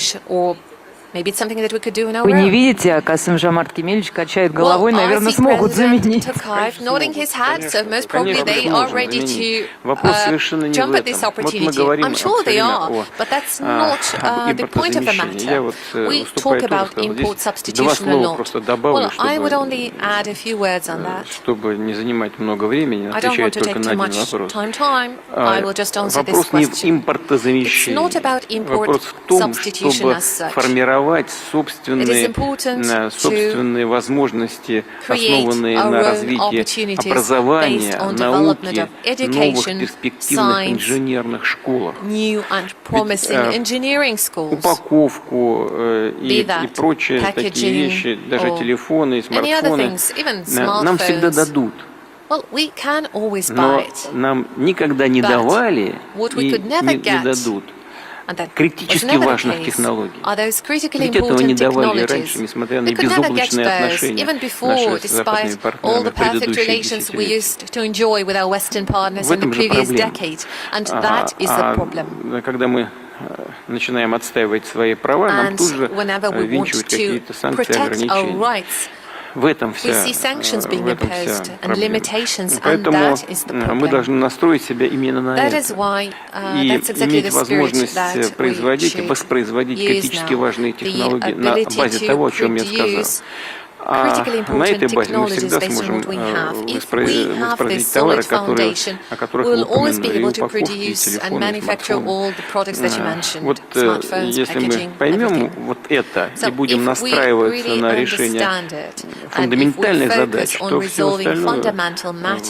остальные вещи мы решим достаточно спокойно. Повторю еще раз, на это место придут и приходят уже другие. Те, кто производит эту упаковку, те производят краску, да и краску мы тоже начинаем производить, и другие товары широкого потребления, и товары, связанные с промышленным применением в широком смысле этого слова. Да все мы сможем сделать. Здесь у меня просто нет никаких сомнений. Да, что-то будет утрачено, что-то возобновлено, что-то будет сделано на новой базе, на гораздо более совершенной, так как это происходило до сих пор. Поэтому, если мы говорим об импортозамещении, что-то мы заместим, ну а что-то нужно будет делать на совершенно новой, перспективной базе собственного производства. Спасибо. Вы хотели добавить, господин Тисин? Нет? Думаю, что здесь все понятно, и я по выступлению очень интересному выступлению Владимира Владимировича можно понять, что он в настоящее время уже рассуждает, так сказать, категориями исторической перспективы, и как всегда. И тут, конечно, не до пакетиков для сока. Действительно, это небольшая проблема, свято место And indeed, if there is an exciting and lucrative business, it will always be taken, and there will always be partners to come and replace the other ones. There will be new packages of juice, I can assure you. New entrepreneurs will come up. We are talking today about something much more important, and this is what I focused on in my address, the importance of Eurasian cooperation, the importance of uniting our efforts. We have faced problems we could not expect, and I guess along this way we will succeed. Спасибо. Я вот как раз хотела вас much. спросить про Евразес, продолжение вашей речи. Вы много говорили про необходимость укрепления связей внутри Евразеса. Мы, безусловно, все это поддерживаем, мы в это верим. Но дадут ли нам всем укрепить эти связи? Понятно, что Россия в данном случае уже, как бы сказать, помягче. Не до того, чтобы прислушиваться к чему-то давлению, и мы не прислушались к нему никогда, но в Евразес же есть и другие страны. На вашу страну наверняка давят, на вас лично наверняка оказывают давление. Мы об этом можем только догадываться, может быть, вы с нами поделитесь. Но другие страны вторичными санкциями угрожают и прочее. Получится ли у нас это, учитывая вот именно фактор давления? Не фактор нашей доброй воли, а фактор их воли злой. Касается Казахстана, я бы не сказал, что оказывается прямое давление на нашу страну. Действительно, это вопрос переговорный. It is a matter of negotiations. Sanctions do exist, and we are taking those sanctions into account in our economic and trade strategy. But at the same time, there are obligations that Kazakhstan has. We are bound by the early agreements we have with the Russian Federation. And as I mentioned in my speech, the geography itself, not to mention the history, means that we are to be together, work together in some very specific conditions. I have mentioned специальные программы промышленной кооперации между нашими странами в новых реальностях. То есть будем работать, и полагаю, что Евразийский экономический союз, несмотря на все трудности, имеет перспективу. Все же страны, которые сочли возможным войти в этот союз, вместе составляют значительную экономическую силу, потенциал, но здесь, конечно, забегать вперед нельзя, шапка закидательством ни в коем случае заниматься нельзя, потому что реальные трудности, тем не менее, существуют, это объективная реальность. Поэтому вот именно в процессе переговоров нахождение взаимоприемлемых решений и состоит суть нашей предстоящей работы. Это очень сложная работа, об этом я и ранее говорил. Находить именно взаимоприемлемые решения, учитывать интересы друг друга. Да, в рамках Евразийского экономического союза у нас бывают споры, поскольку мы встречаемся не только в открытом формате, но бывает и закрытая часть. Но, как правило, Владимир Владимирович улыбается, видимо, понимает, о чем говорит. Мы находим решение. Это радует. Спасибо. Я желаю вам и нам всем удачи на пути поиска этих решений как можно быстрее. Красненько должно, да, загореться. Да, спасибо. Вот мой коллега сказал по поводу, что бывают споры, они всегда. В закрытой части мы всегда спорим. Но всегда мы относимся друг к другу с уважением и всегда ищем и находим компромисс. Что чрезвычайно важно. Вы сказали про давление со стороны. Вот Жан Шамильевич выступал и сказал об объемах нашей торговли. Но как бы кто со стороны не давил, это отменить невозможно. 24 миллиарда долларов оборот в прошлом году. А за первые 4 месяца 12 с лишним миллиардов. Если так дело дальше пойдет, будет, посчитайте, будет больше, там, 36, будет, может быть, к 40 подойдет. Но это невозможно отменить при любом давлении. От этого зависят сотни тысяч рабочих мест и благосостояние миллионов людей. Ну как это отменишь? Это то же самое, что отменить, вот сейчас запретили, как я уже говорил в своем выступлении, санкции наложились сначала на наши удобрения, на продовольствие, потом отменили американцы, на продовольствие вообще не накладывали. Кушать-то хочется. всем, всему миру. Но какие санкции? А то, что пытались осуществить такой блицкриг, значит, в отношении нашей экономики, ясно, что не получилось. Как говорил Марк Твен, слухи о моей смерти сильно преувеличены. Вот то же самое в отношении блицкрига, касающегося России. Значит, что касается Евразес, у нас объем товарооборота постоянно растет со всеми странами. Причем между собой он растет быстрее, чем с третьими странами. Хотя и с третьими странами растет. То есть само по себе объединение, оно не мешает странам Евразес поддерживать отношения с третьими странами. Так и происходит. И это очень хорошо. Вот сказал коллега о китайских капиталовложениях. Но российских в экономику Казахстана 7 миллиардов. А китайских 20, как нам сказал господин президент, все-таки больше. Вот там все-таки 1,5 миллиарда человек живет, а у нас 46. Разница есть. Но и 7 миллиардов, вложенные в конкретное производство в Казахстане, имеют наверняка большое значение. Тем более у нас очень насыщенная программа промышленной кооперации. Вот что важно. И не только доставшиеся.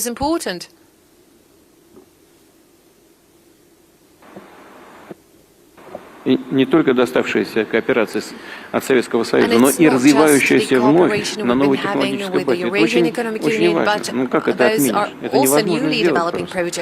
Как бы кому не хотелось. Поэтому, да, проблемы создаются, но они, безусловно, будут преодолеваться. Развивая тему «кушать хочется», знаете, появилась такая очень циничная шутка, даже не шутка, а просто возглас такой в Москве. Несколько раз я уже слышала от разных людей. Такая вот вся надежда на голод. Что имеется в виду? Имеется в виду, что вот сейчас начнется голод, и тут они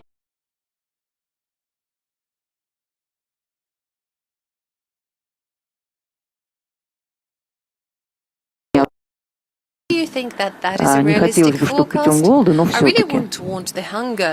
Я уже говорил в своем выступлении, ситуация на мировых рынках продовольствия, она усугубляется. Еще раз подчеркну, совершенно не по нашей вине. Все началось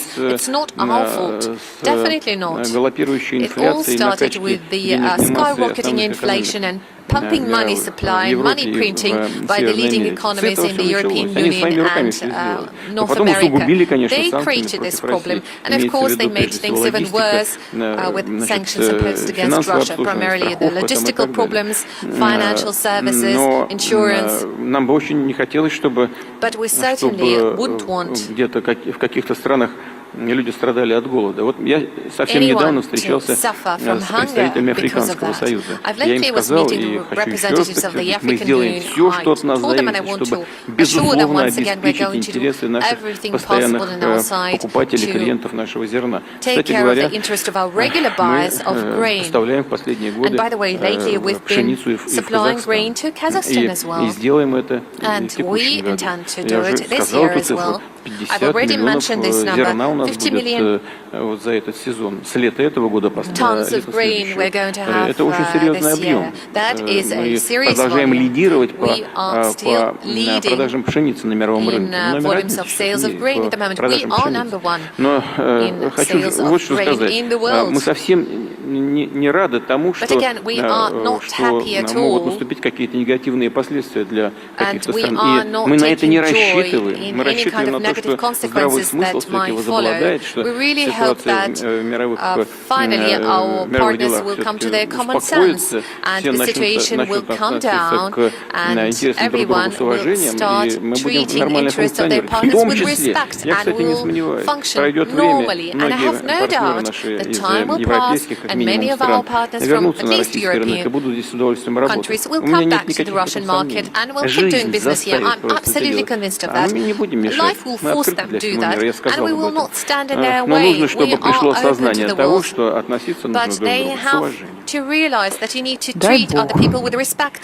уважением. Нас так тепло сейчас приветствовал председатель КНР. we По were поводу warmly Китая тоже welcomed есть by несколько President противоположных of мнений, в China, том числе у людей, and there are знающих different и opinions on значительных, и China занимающихся among этой experts проблематикой.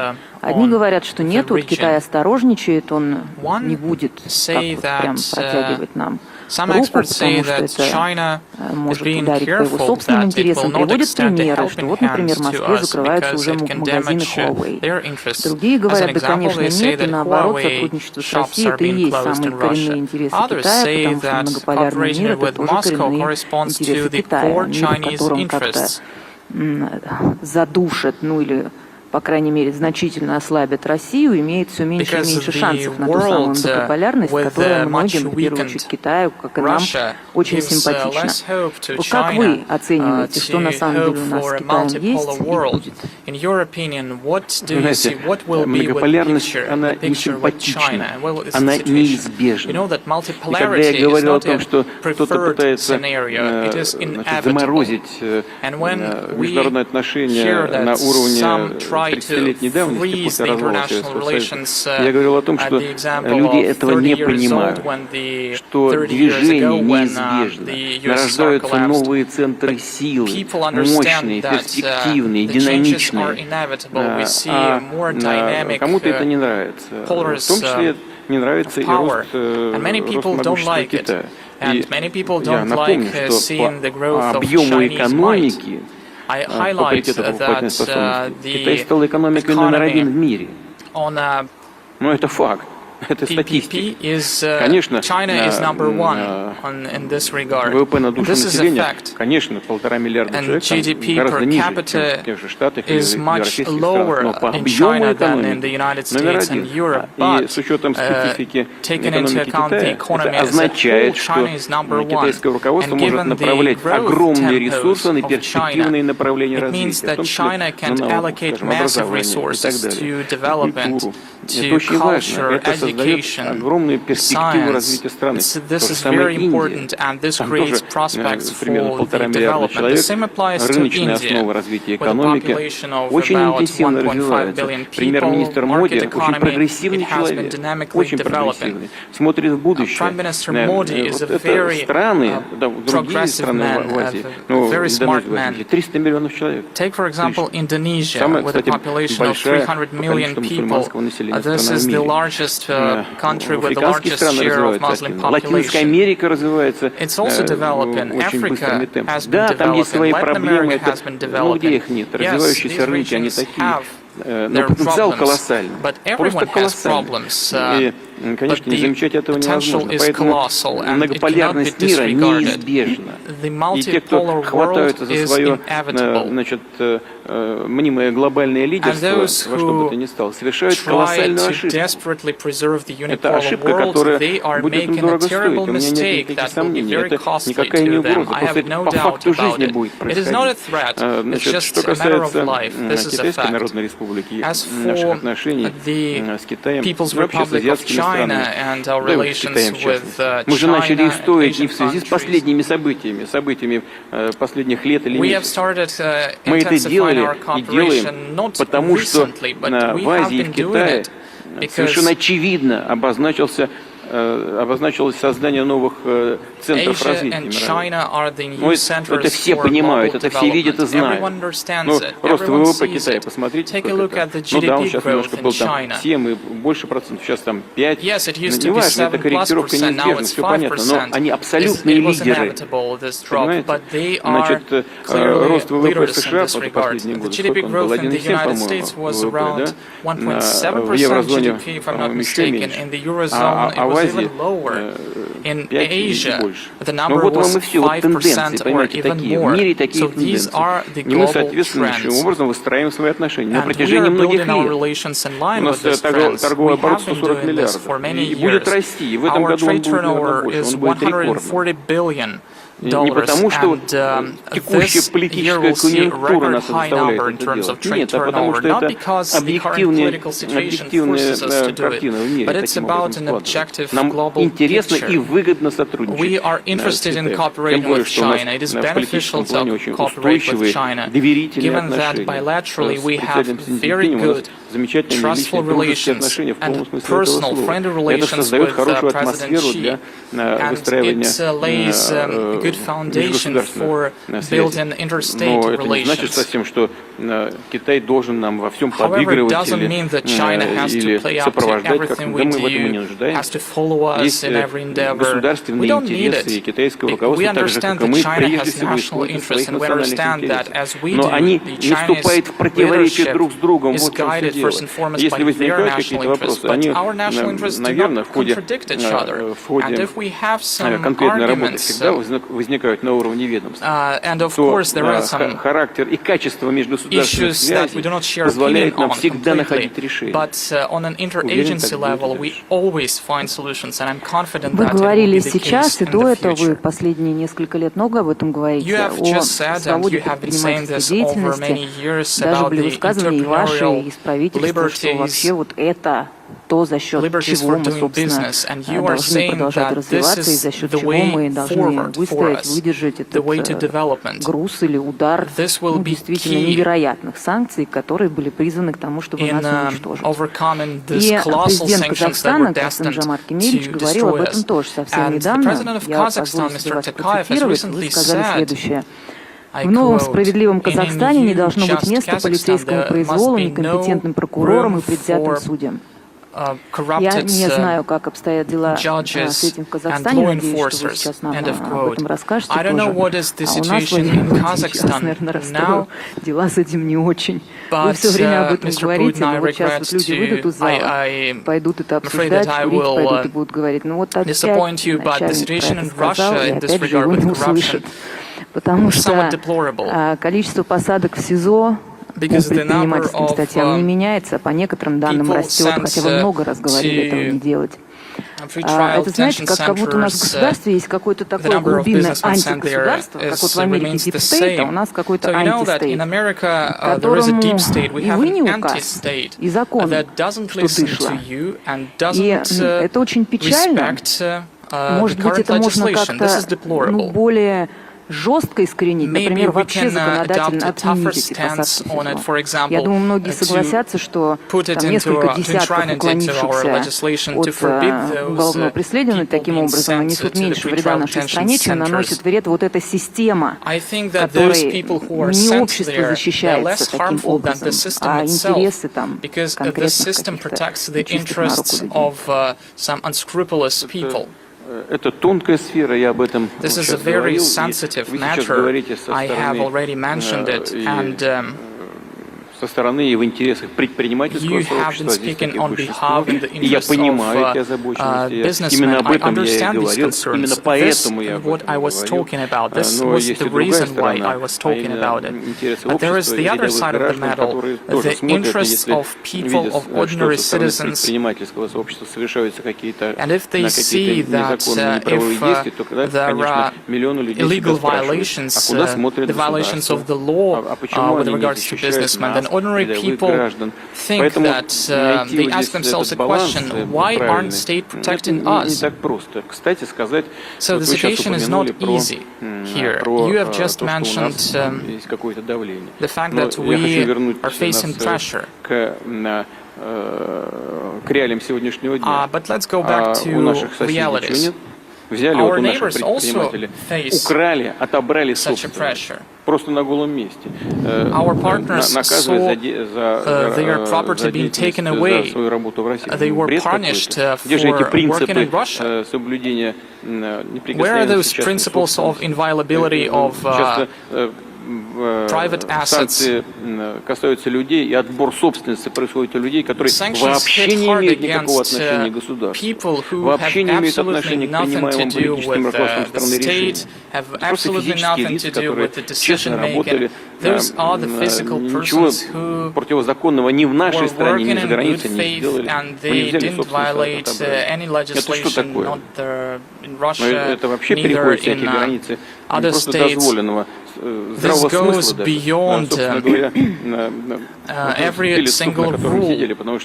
This is insane. And many people who were part of the Western economies, they were in favor of developing relations, but then when they were taken everything, when they saw their assets being taken, they were really offended. And in 2014, you said that they will feel the consequences. Unfortunately, this was the case. Проблемы, конечно, все-таки есть, иначе я об этом не говорил. И вот сталкиваясь с сегодняшними сложностями, вызванными внешним давлением, конечно, я об этом постоянно говорю и повторяю. Ответить эффективно мы можем только увеличивая пространство свободы для граждан вообще и для бизнеса в частности. Но это касается и деятельности, конечно, правоохранительных органов. Она тоже нуждается в совершенствовании. Поэтому количество возбужденных дел, не доведенных до суда. Вот ярче всего об этом говорит. Если дела возбудили, а до суда не довели, что, о чем это говорит? О том, что, скорее всего, возбуждали для оказания давления. Есть такая проблема, но есть, конечно. Поэтому самое-то главное здесь не прятаться от этого. Самое главное не закрывать на это глаза. Мы не собираемся этого делать, а собираемся наоборот, аккуратно, не нарушая интересов общества в целом, разбюрокрачивать систему, заставлять правоохранительную сферу работать на интересы всего общества, включая бизнес, сообщество, от которого, безусловно, сегодня очень много зависит, которое показало свою зрелость, свою патриотичность, работает эффективно. И вот эти упаковки, уверяю вас, и краски будут сделаны, в том числе и усилиями представителей бизнес-сообщества России. Но, понимая это, государство, конечно, будет делать все, что от нас зависит, чтобы поддержать таких людей. И будем выстраивать таким образом работу и правоохранительных органов. Но, повторяю еще раз, и там, конечно, есть недобросовестные люди. А что, их нет, что ли? Есть, конечно. Поэтому посмотрите на количество посадок среди сотрудников правоохранительных органов, недобросовестных сотрудников sent to prison and who were former law enforcers. The number is quite big, and we are working on sending to prison every unscrupulous person there. Автоматически не было никакого излишнего давления. And so we're trying to improve the system so not to have мы понимаем это и будем делать это последовательно. Но что касается Казахстана, то мы с ним обсуждали много раз эти вопросы. Знаю, уделяет этому тоже большое внимание. Не случайно, несмотря на то, что я это сейчас не очень приветствую, но скажем, в области IT-технологий многие специалисты с удовольствием едут в Казахстан. Many specialists, I would like to mention, they go to Kazakhstan because Kazakhstan has created good conditions, and we'll follow the example of Kazakhstan, and we'll bring them back. Thank you very much for complimenting our country. Indeed, we are creating the best possible conditions for our Russian colleagues and friends to work in Kazakhstan.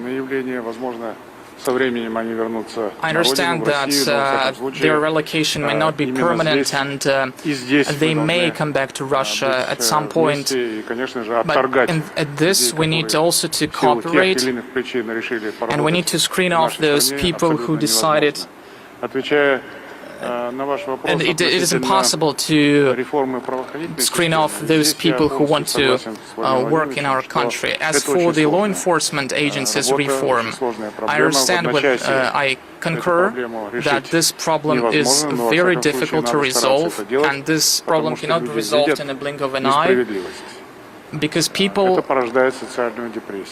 this problem needs to be resolved because people see the problem and it leads to social depression. Therefore, I established a special commission on returning state assets that were illegally privatized with the use of administrative political resources. Apart from that, I established a commission headed by the Prosecutor General that will be in charge of returning financial assets that were illegally transferred abroad. I understand that this is a difficult task because we'll have to work in line with a lot of procedures, but this has to be done.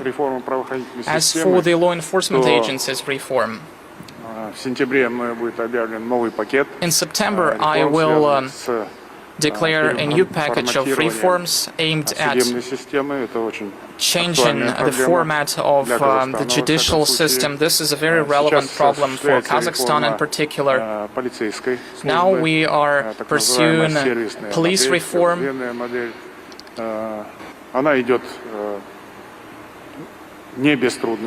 Yes, we are facing some difficulties in this regard. Nevertheless, I believe that in the long run we will be successful. What we need, what is crucial, is the political will and the support from our citizens. If our citizens, if our society demands this reform, if they support this reform, I believe that in the end we will be successful. Those models that existed before, they justified their existence in the past, but now we need new approaches. We had some problems in the law enforcement, and we changed approaches. We were guided by Europe and loosened the restrictions, then we went back to strengthening the restrictions. Where are you moving now? In what directions? And now we found this golden mean, and that it clearly is based on the needs of our people who want to see policemen as a reliable protection, those people who are immune to corruption.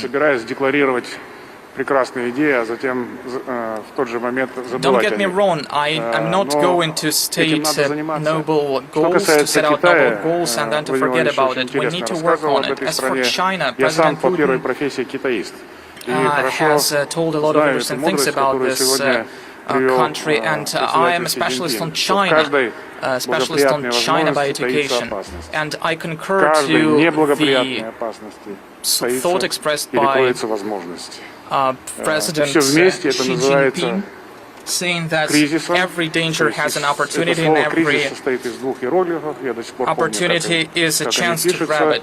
I understand that crisis is comprised of two hieroglyphs, danger and an opportunity. Every crisis has opportunities and dangers, and we need to grasp those opportunities. You mentioned the Huawei company. I spent almost 8 years in China, and I had the opportunity to visit this company at the very outset in the Hanxin region. I remember very well when this company was stationed in, was based in a 3-room apartment, and at that time nobody thought that it will become global, but it happened. The key to the Chinese success is the fact that Deng Xiaoping managed to build a concept, economic concept. He reunited capitalism with a social foundation. He said that it was Chinese-specific socialism, and it was China who understood the importance of modern technologies, and they did it step by step. First of all, they produced essentials, sold them abroad, brought money to China, invested those funds in buying technologies, procured technologies from abroad, as was said by the former US President Donald Trump. But in fact, China reached many successes in technology, and they set out on a way to turn China into a cyber power. So this is the key to success, the right strategy.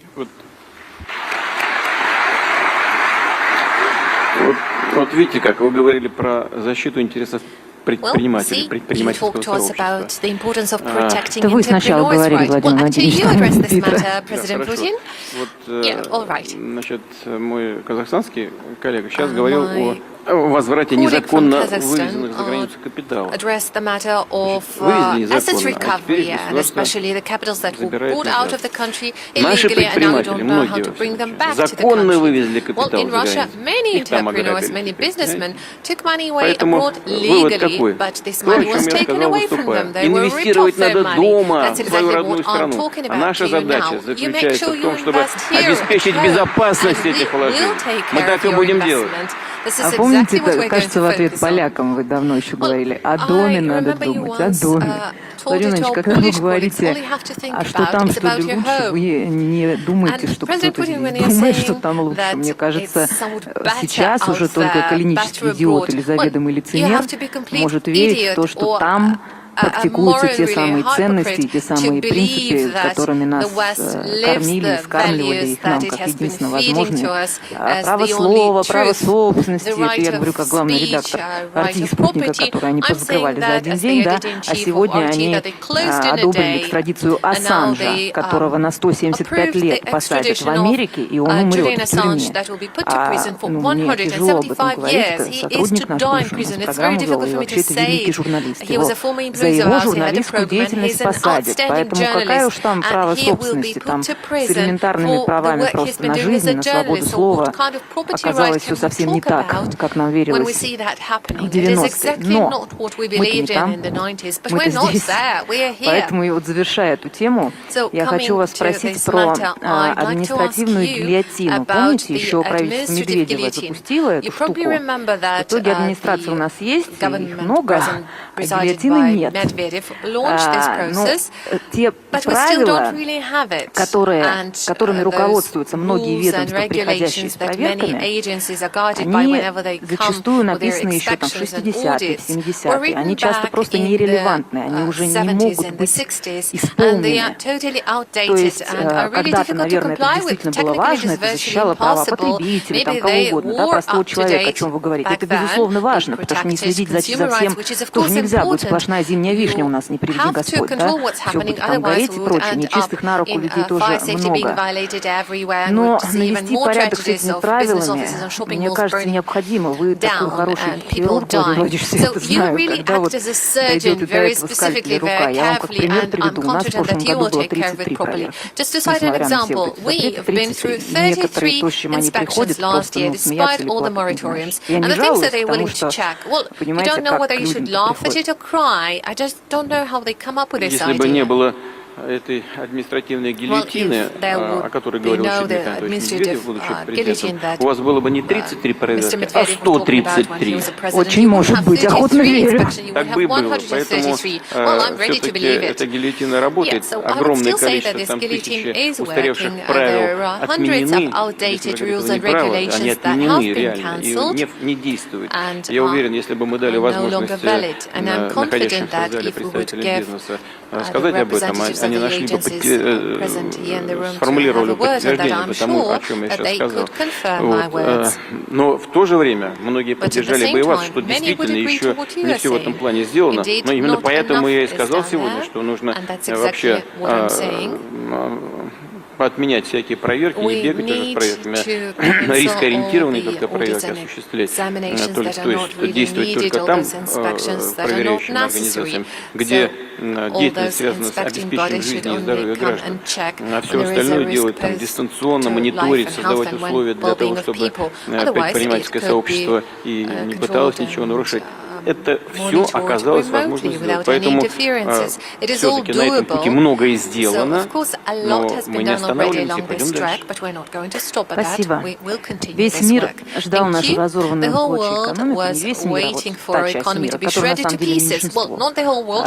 Я напомню, что 83% населения людей живет в странах, которые нас поддерживают, или, по крайней мере, не присоединяются к санкциям. Так вот, не дождались, эта ткань, из которой мы сшиты, наша экономика сшита, оказалась покрепче, не по зубам, не по рукам, и мы все очень с большой радостью наблюдали фактически молниеносные шаги правительства. Я вот ругала, да, административные и прочее, но невозможно не похвалить, как это было сделано, особенно в первое время, когда действительно невозможно было себе представить, что у нас не будет такого скачка инфляции, который нам обещали, что не будет доллара по 200. Когда они закрыли небо, а наш Минтранс на следующий день закрыл его им молниеносно.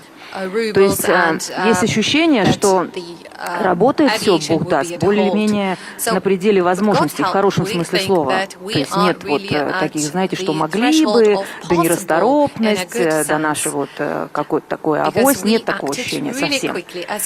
Но вопрос, а не пришло ли время, может быть, по-другому посмотреть на саму систему? Что я имею в виду? Вот вы так интересно сегодня говорили о том, что важно не просто импортозаместить, важно сделать что-то новое, чтобы они потом нас догоняли, да? Это касается технологий, если я вас правильно поняла, производства, промышленности.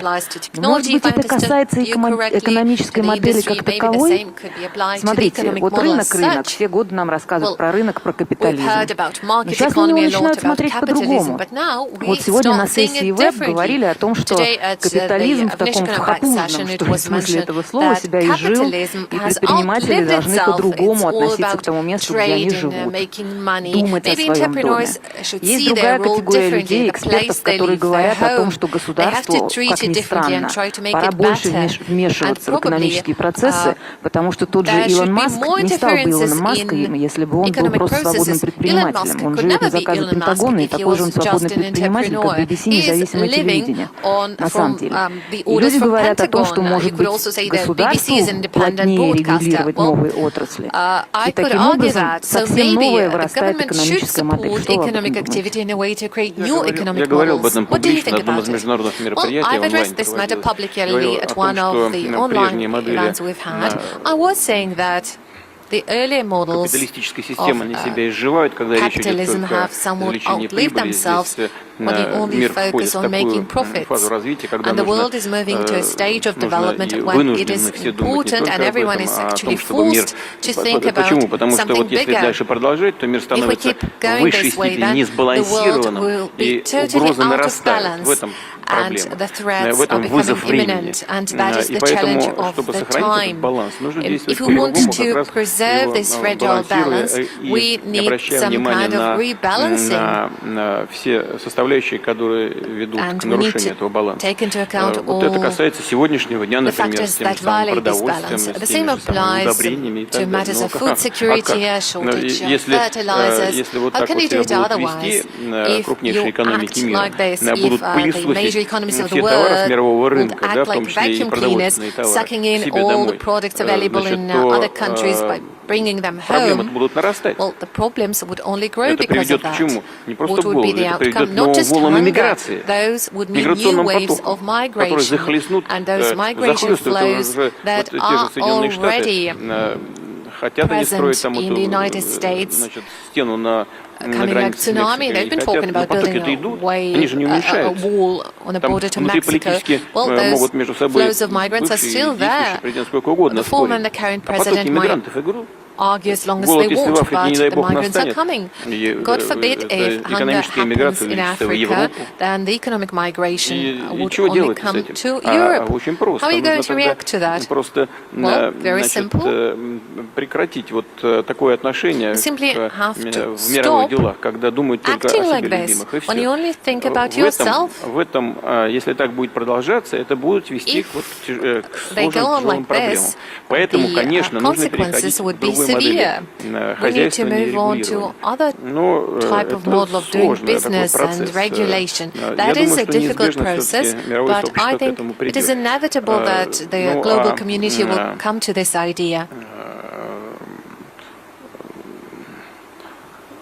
Что касается нас, то я уже сказал, здесь мы, вписываясь в общую в эту We are in this paradigm, in this global trend, and we primarily need to focus on what my colleague was talking about, the President of Kazakhstan. We need to first and foremost focus on the matters of economic growth driven by technological development, new management models for the economy and social and political affairs. This is the only way for us to ensure leadership. This is why we have our competences. Thank you very much, Mr. President, Mr. Tokayev. I'd like to ask you, do you think that kind of imminent changes are likely to happen to the global economic models?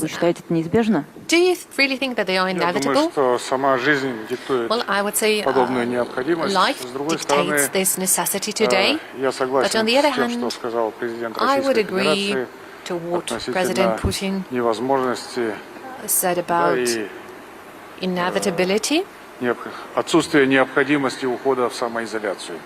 And I also agree that there is no need for self-isolation. I am a strong supporter of international cooperation, both political, even more so cooperation in the area of investment, economics. If you fail to do it in one area, you have to switch over to another one.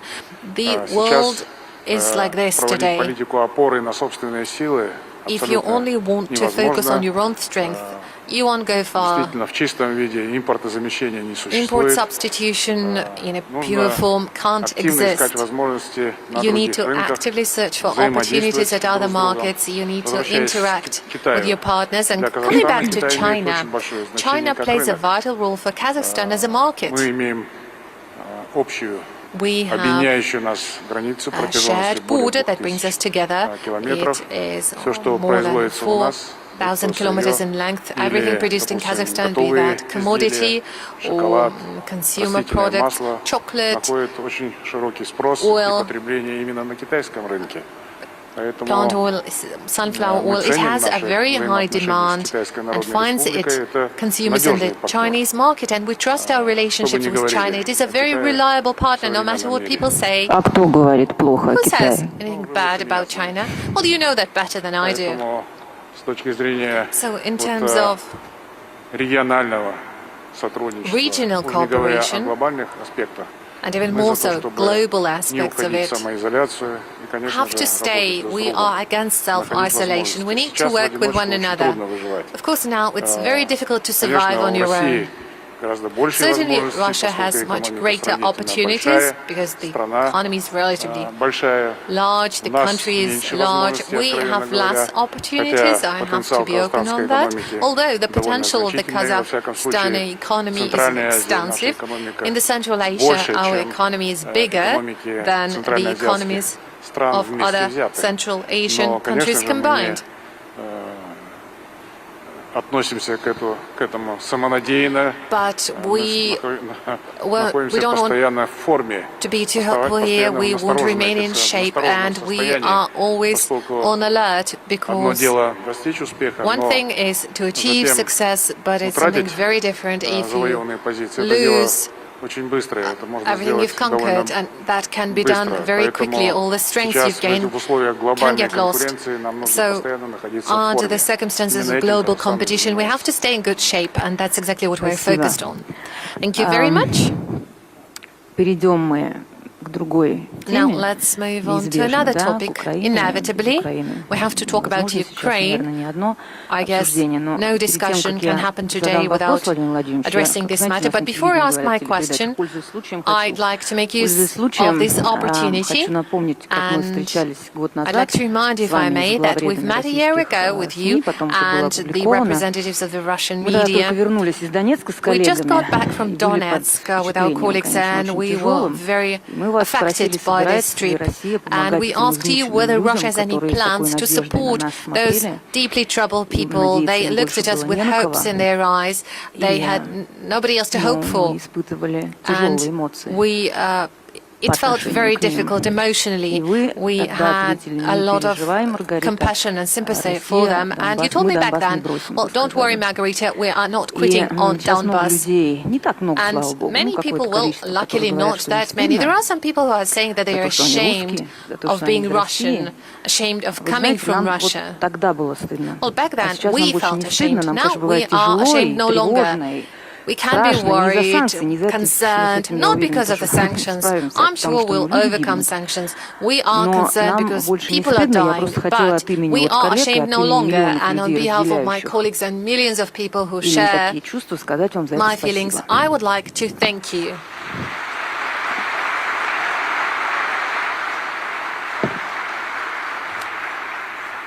Well, see, the audience is sharing my sentiment. Nobody asked them to clap. Сейчас теперь вопрос, да, чего боятся, наверное, вы знаете, чего боится большинство людей в нашей стране сейчас. Это то же самое, чего боятся люди на освобожденных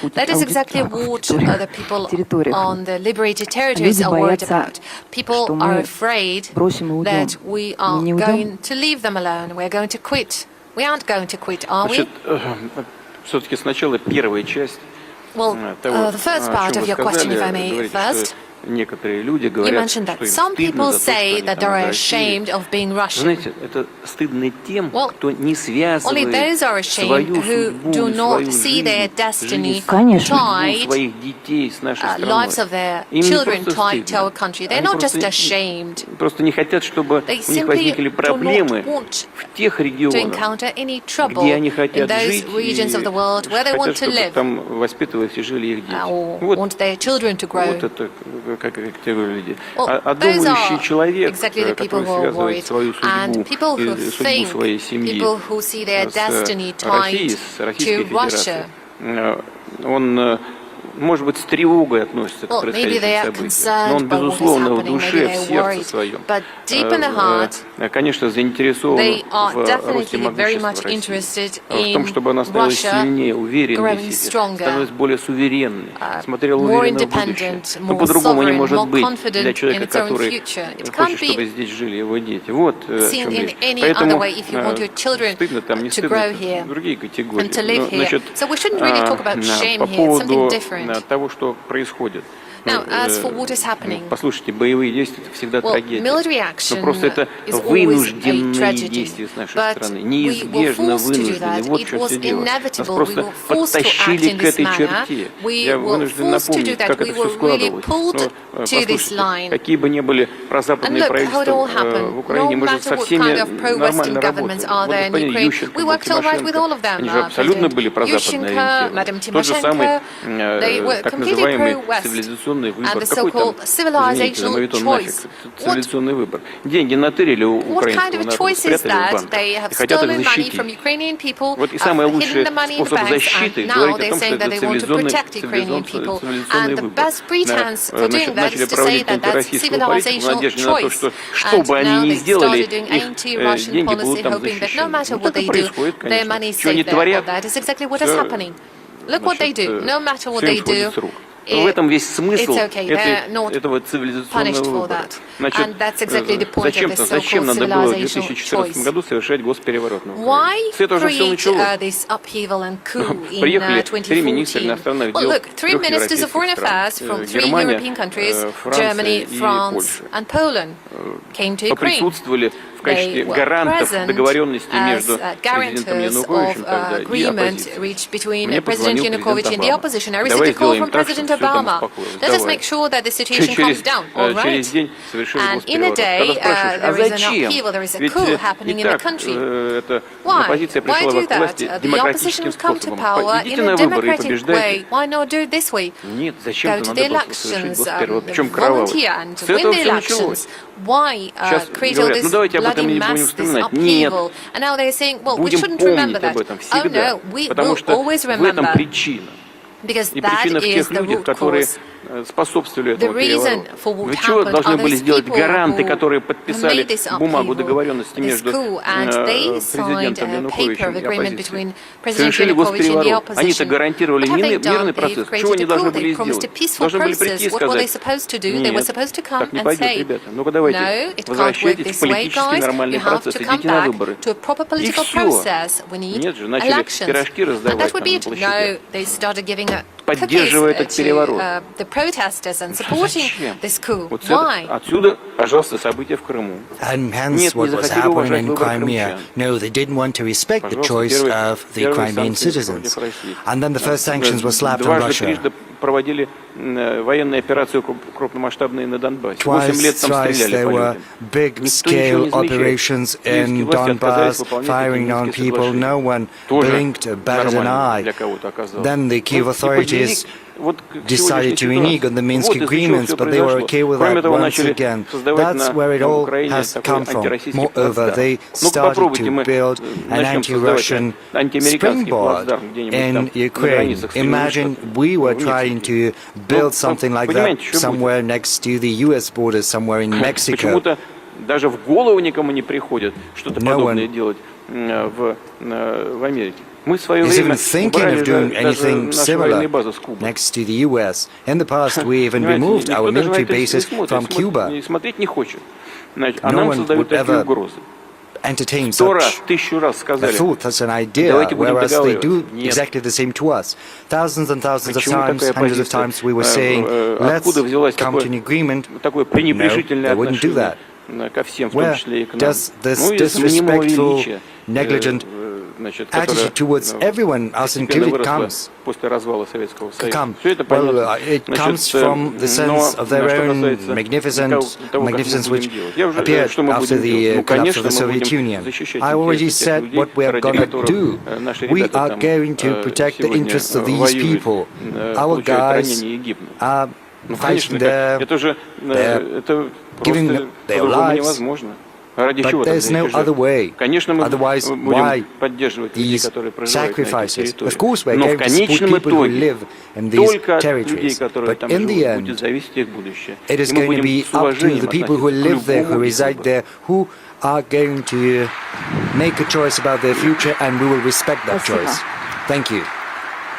Спасибо. На самом деле, как вы наверняка знаете, Well, truly, as you're probably aware, this special поразительным operation, для нормальных людей ожидаемым образом, well, а для тех amazingly людей, to которым normal стыдно, people, тем более для их спонсоров и вдохновителей, неожиданным quite образом сплотила in наше an общество. unsurprising manner, И, and to наверное, others может быть, вам докладывают who are поддержки against us in a спецоперации, surprising доверие manner. лично This к вам, special operation has какой consolidated our society. You сейчас saw your движение такое, помочь, гуманитарная помощь, и давайте поможем и войскам ДНР, ЛНР, и спросим, а вдруг и нашей армии что-то нужно, и просто людям, кого-то приютить. Москва, Подмосковье, Московская область фурами просто возят туда то, что собирают люди, и не только, и другие регионы тоже. Военкоры отправляют туда, там, от коптеров, я не знаю, рукавиц, если они military знают, что correspondents кому-то are что-то там sending где-то the у кого-то в necessary батальоне equipment if понадобилось. they На know это that this or that смотреть, battalion конечно, requires a это drone or удивительно. Мы something же такого else. не видели, мы This только is в книжках такое читали surprising. про We подвиги, only про read about сплоченность such нашего heroic общества в deeds тяжелые and для consolidation of our нашей страны society in времена. books during При times этом of trouble and tribulation. иногда, тем не менее, складывается At the same ощущение, time, особенно в Москве, что мы живем в especially in финале Moscow, пьесы one Бернарда Шоу «Дом, где разбиваются сердца», где они всю comes пьесу там under что-то the болтают, impression обсуждают, that семейные we какие-то дрязги, а потом в live самом in the конце песни, final буквально последнюю part минуту, бомбы of, с неба летят.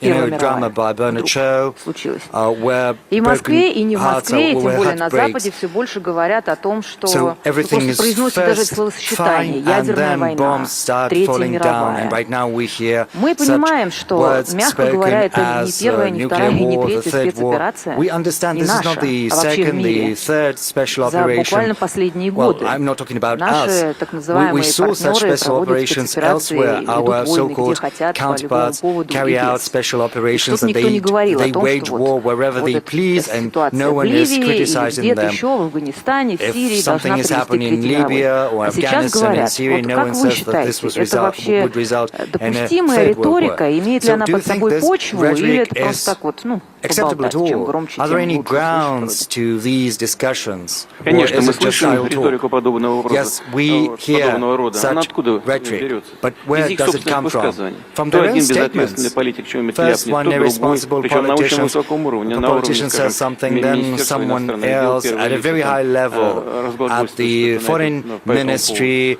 Но мы еще молчать будем. Мы The соответствующим leaders образом say отвечаем. such Как только мы things, ответили, but we're сразу not going to цепляют за это, говорят, stay вот Россия silent, угрожает. and we have to Ничего мы не respond. угрожаем. And they Но все должны simply знать, что у нас cling есть, to our и что words мы and будем say that применять, Russia если is потребуется для защиты нашего threatening. суверенитета. But we're not Это очевидная threatening. вещь. We are simply saying that we will do everything to protect our sovereignty. And this is obvious.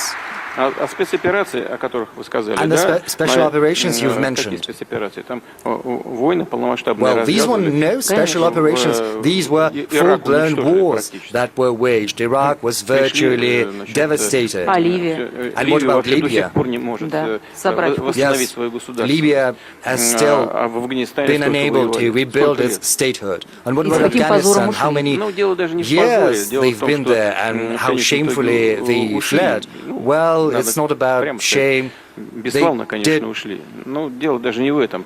leave А дело в том, Afghanistan, что, yes, and gloriously too. тоже все же развивалось так, как But, хотелось, you know, а не так, как first, было нужно.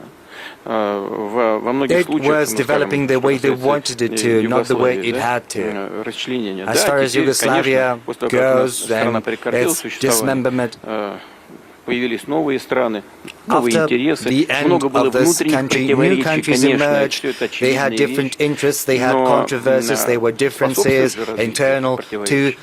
But they were fueling these differences in these countries, and they started to tear Kosovo away from Serbia. I do not quite understand why. Что касается наших действий, As far as our actions go, вот юридическая сторона этого incidentally, дела какая? let's look at the Она legal полностью side соответствует of the matter. международному праву. It's completely in compliance with Когда international law. то же самое Косово When отделялось, Kosovo ведь split, под давлением западных стран Международный under суд the ООН pressure принял of решение, что в Western соответствии с countries, уставом the ООН, когда ICJ какая-то made a территория decision отделяется which от says that государства, in accordance спрашивать with the UN разрешение на этот chapter, счет у if центральных a властей territory не нужно. splits, Это решение Международного you суда don't ООН. need to ask for the permission of the central authorities, and this is what the order of the ICJ says, and this sets a precedent.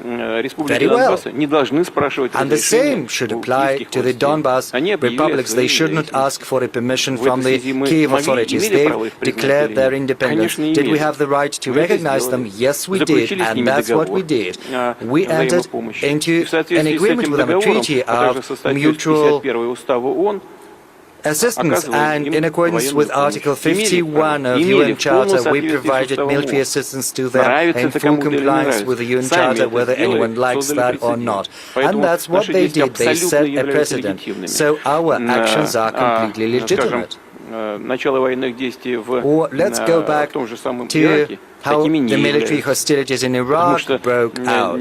They were not legitimate because no one asked for anyone to come. There was no treaty in place, nor was there any recognition of a newly established state structure, state entities. They simply came and bombed the country into nothingness. And what happened in Libya? They designated themselves as God's messengers on planet Earth. Right now they say it should be behavior or life by the rules. But what are these rules? It's just absurd. There are only rules that have to be observed, namely international public law. But what are these norms of the international public law? These are agreements between different countries which constitute a compromise and to which countries have subscribed. And if someone devises their own rules trying to impose them on other countries, then this won't ever fly. It's absolutely obvious. And we believe that sooner or later, and the sooner the better, the whole of the international community will get back to understanding that you have to live not by rules that are devised by someone, but in compliance with international law, and that's what we should do. President Tokayev. Вопрос непростой, I на него understand по-разному this is можно a tricky ответить, question. You can но give все-таки я different не могу answers вас to it, не but I спросить о can't вашем but взгляде ask на what нашу you think спецоперацию, на about our ее special неизбежность, как мы operation. Do you считаем, think it was на ее inevitable? правомерность, ну и вообще, что вы думаете, что в Казахстане The way думают по we этому поводу? think, was it legitimate, and what do people in Kazakhstan think about Разные it? мнения по этому поводу. There are Я different прямо opinions скажу, on this общество у нас matter. I will be frank with открытое, you. We have an open society. зрелость гражданского общества налицо, Civil society has reached maturity, разные мнения высказываются. and therefore Я хотел бы different отметить points of следующее, view что are put современное forth. But международное I would право like to – это point устав out that Организации Объединенных Наций. the current Но два international law is based upon основных UN принципа, Charter. заложенных в устав, But there are в two современное время, core principles enshrined in the в Charter. настоящее время пришли во взаимное And these противоречие two друг с другом. principles Это территориальная have come целостность into государства controversy. и On the право one hand, нации на there is самоопределение. territorial integrity. On the other hand, there is the right to self-determination. The founding fathers of the United В свое Nations, время не учли, for some reason, overlooked this matter. Maybe they did it on purpose, introducing these two principles at the same time as a compromise. And right now, these two principles have come into confrontation. And given this confrontation, there are different interpretations that are given to them. Some say that territorial integrity is something sacrosanct, любые народы, whereas others maintain находящиеся that в any составе того или nation иного государства, that имеют finds право на itself within a different country, any people have the right to establish their own country, their own state, and can split право of their нации own на volition. самоопределение в реальности Well, будет реализовано it's во been всем земном calculated шаре, already that то should вместо the self-determination right be 193 implemented, государств, которые then сейчас входят instead of 193 countries that are currently members of the United Nations, на земле the возникнет world would see более 500 the или 600 emergence of more than государств. Конечно же, 500, это будет or maybe even хаос. 600 По этой countries, причине мы не which is going to be признаем complete ни chaos. Тайвань, That is ни why we do Косово, not recognize ни either Taiwan Южную or Абхазию, Kosovo or South ни Южную Ossetia Осетию, ни Абхазию. or И, по всей видимости, Abkhazia. этот принцип будет применен и в отношении think квазигосударственных The same principle is going to be территорий, applied на наш взгляд, with regard to these quasi-state Луганск и territories, Донецк. which, Это in откровенный our ответ view, на наш are откровенный Donetsk and Luhansk. This is a Да, frank answer to спасибо вам, your question. безусловно, за Thank эту you откровенность. for the sincerity. Владимир Владимирович, я перед тем, как Mr. сюда шла, President, спросил своих подписчиков Coming here, в I соцсетях, decided to ask что my они хотели бы вас subscribers in спросить. social media about И what с they большим wanted to отрывом ask you. победили And два тезиса. Один ranking вопрос, а high, другой пожелание. there were Во-первых, я two вам передаю things, one пожелания question and one подписчиков здоровья, wish. сил First, I и вообще всего самого passed лучшего. you the wishes На первом of месте оказалось из health, вопросов, которые они хотели бы вам fortitude, and задать. all the best. This На was втором месте вопрос, the first который thing не they задать wanted me to невозможно. translate to you. Смотрите, And утюжит Донецк каждый secondly, it день. is a question. Ударили на этой They неделе are по hitting роддому. Donbass Девочки on an рожали, every наши ребята их снимали. day. Потом уже, This как они в подвале week рожали, they кесарево hit делали. a Ударили maternity по рынку.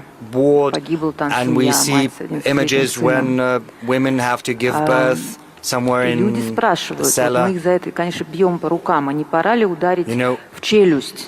И people are что вы asking, имеете в виду isn't it конкретно, time to hit когда вы them говорите о той красной straight and линии, hard? после которой What do you mean when you начнутся when you удары по talk центру about принятия this решений, а red именно line их after мы и which, after полагаем crossing ударом в which, челюсть, you'll как я start понимаю. to hit them straight and hard Смотрите, мы говорим о into the centers проведении where специальной decisions are военной made. операции.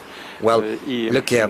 We are talking about this даже при special проведении military специальной operation. военной операции мы When carrying не out должны this те, special military operation, те города и населенные пункты, которые мы освобождаем, превращать в подобие Сталинграда. should not Это естественная вещь, о которой raise наши военные the думают. cities and settlements we are liberating to the ground the way it happened to Stalingrad. And this is a principle by which our military guided. Secondly, with regard to the senseless strikes against Donetsk, the line of contact was established 8 years ago. And of course, it was heavily fortified. На этом направлении воюют And at this particular sport, local citizens are fighting one another. These are military units recruited from Severodonetsk and also somewhere from near Luhansk, and they are fighting well. And according to military specialists, despite the strikes against the very town, it's senseless to try to storm these fortified lines of contact because it would result in heavy casualties, and that is why, as you know from the media, they are sticking to a different tactic. They are trying to get to the rear, trying to circumvent these lines of contact, these fortifications, and this is happening slow and steady. We have a significant advantage in terms of artillery, so it's inevitably going to happen. Now, as far as these red lines go, let me say nothing on this for now, but I have to tell you that we would have to take harsh measures with regard to decision-making centers, as you have said. But this is something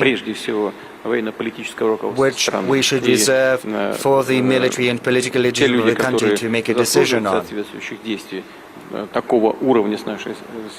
And of course, people who deserve such level of reaction from us have to make their own conclusions. They have to understand what they might come across, come against, if they go beyond this red line. And also I have to say that strikes against residential neighborhoods constitute war crimes, crimes against humanity, but this is a humanitarian matter which is going to be addressed, I'm confident. Just yesterday, there were reports that the EU was planning to accept Ukraine very swiftly. There were 3 European leaders. They went to Kiev and they were frightened by sirens blaring, as I was told. And right now, a decision has been made saying that Ukraine is going to be in the EU. Is it good for us? Is it bad for us? Do we not care? And I would also like to ask the same question of President Tokayev. How is it going to play out for your country's development, for the Eurasian Economic Union? Is it going to inspire more confidence in you or not? The EU is not a military bloc nor a military organization unlike NATO. So I've always said, and in this regard our position is consistent and clear-cut. It's a sovereign decision for any country to either join or not join any economic association, and it's up to this economic association to decide whether to accept any new members. So whether that's good for the EU, it's up to them to decide. Whether it's going to benefit Ukraine or it's going to be harmful, it's up to them to make a decision on that, and it's up to the current Ukrainian leadership. But the economic structure of Ukraine will make it inevitable that it's going to need subsidies, and it will secure Ukraine in the status of a semi-colony, as it were.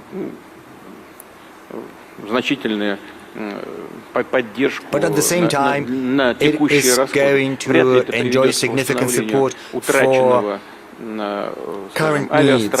Maybe, I don't think it's going to help them rebuild such sectors as they lost, such as electronics, aircraft construction, or shipbuilding, because the European Union will be loath to create rivals. Some things will be done, but not everything. We've never been against that.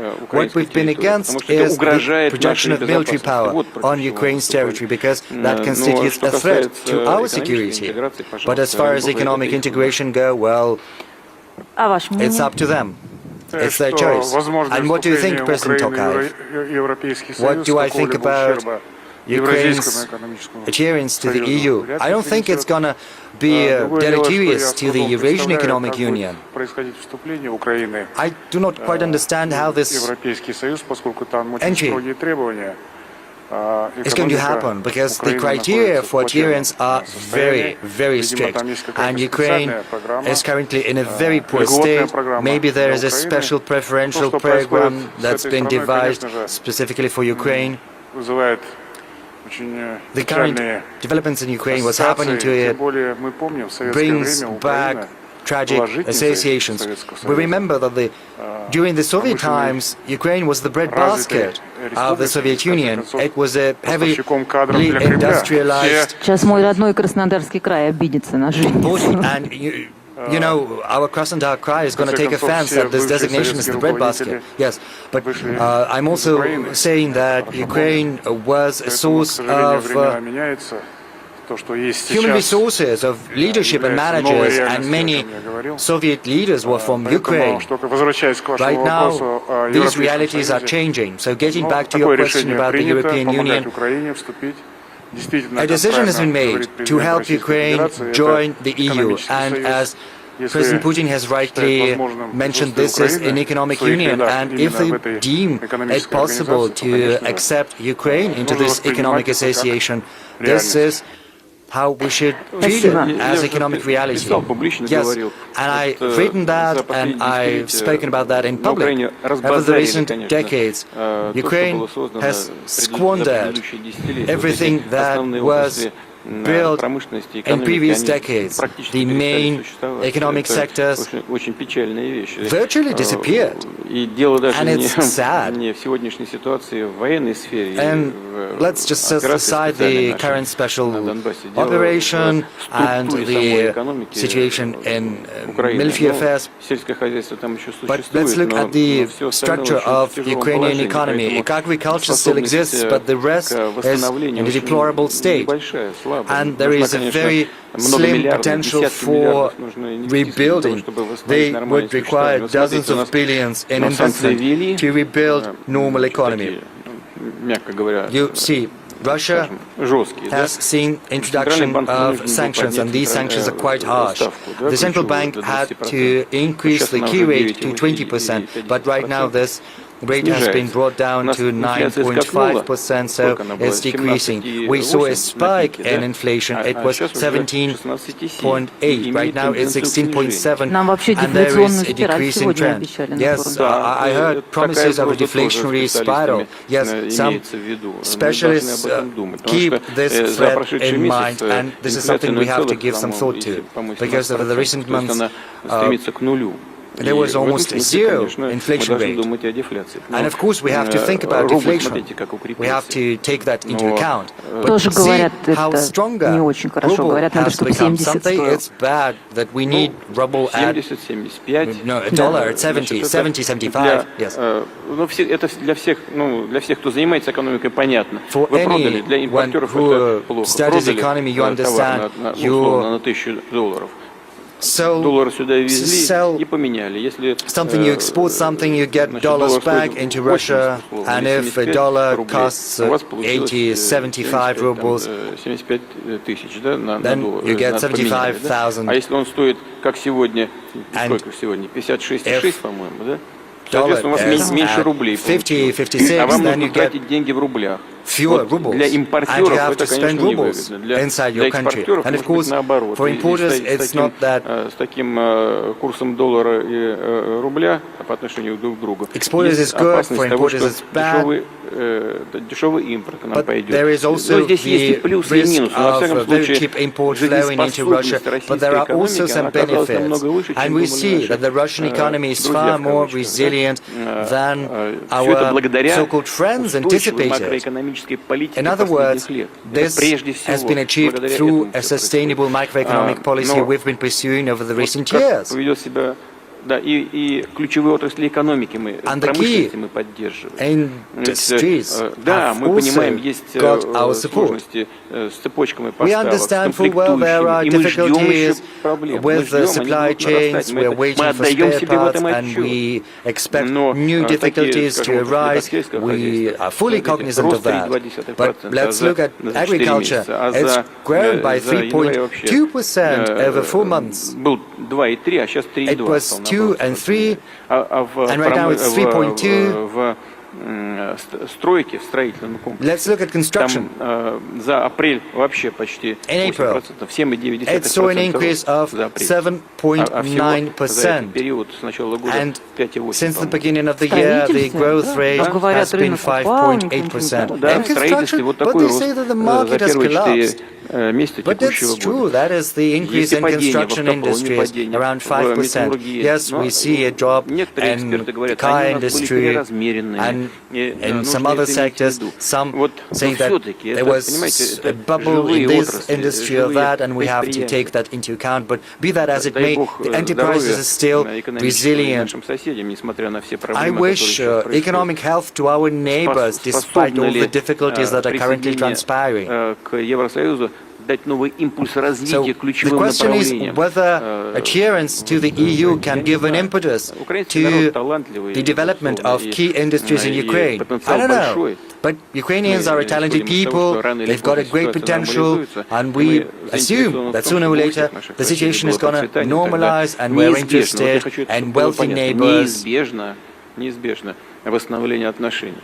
And it's inevitable that relations are going to be rebuilt. We are still sending gas in transit through Ukraine. They still get the money for the transit.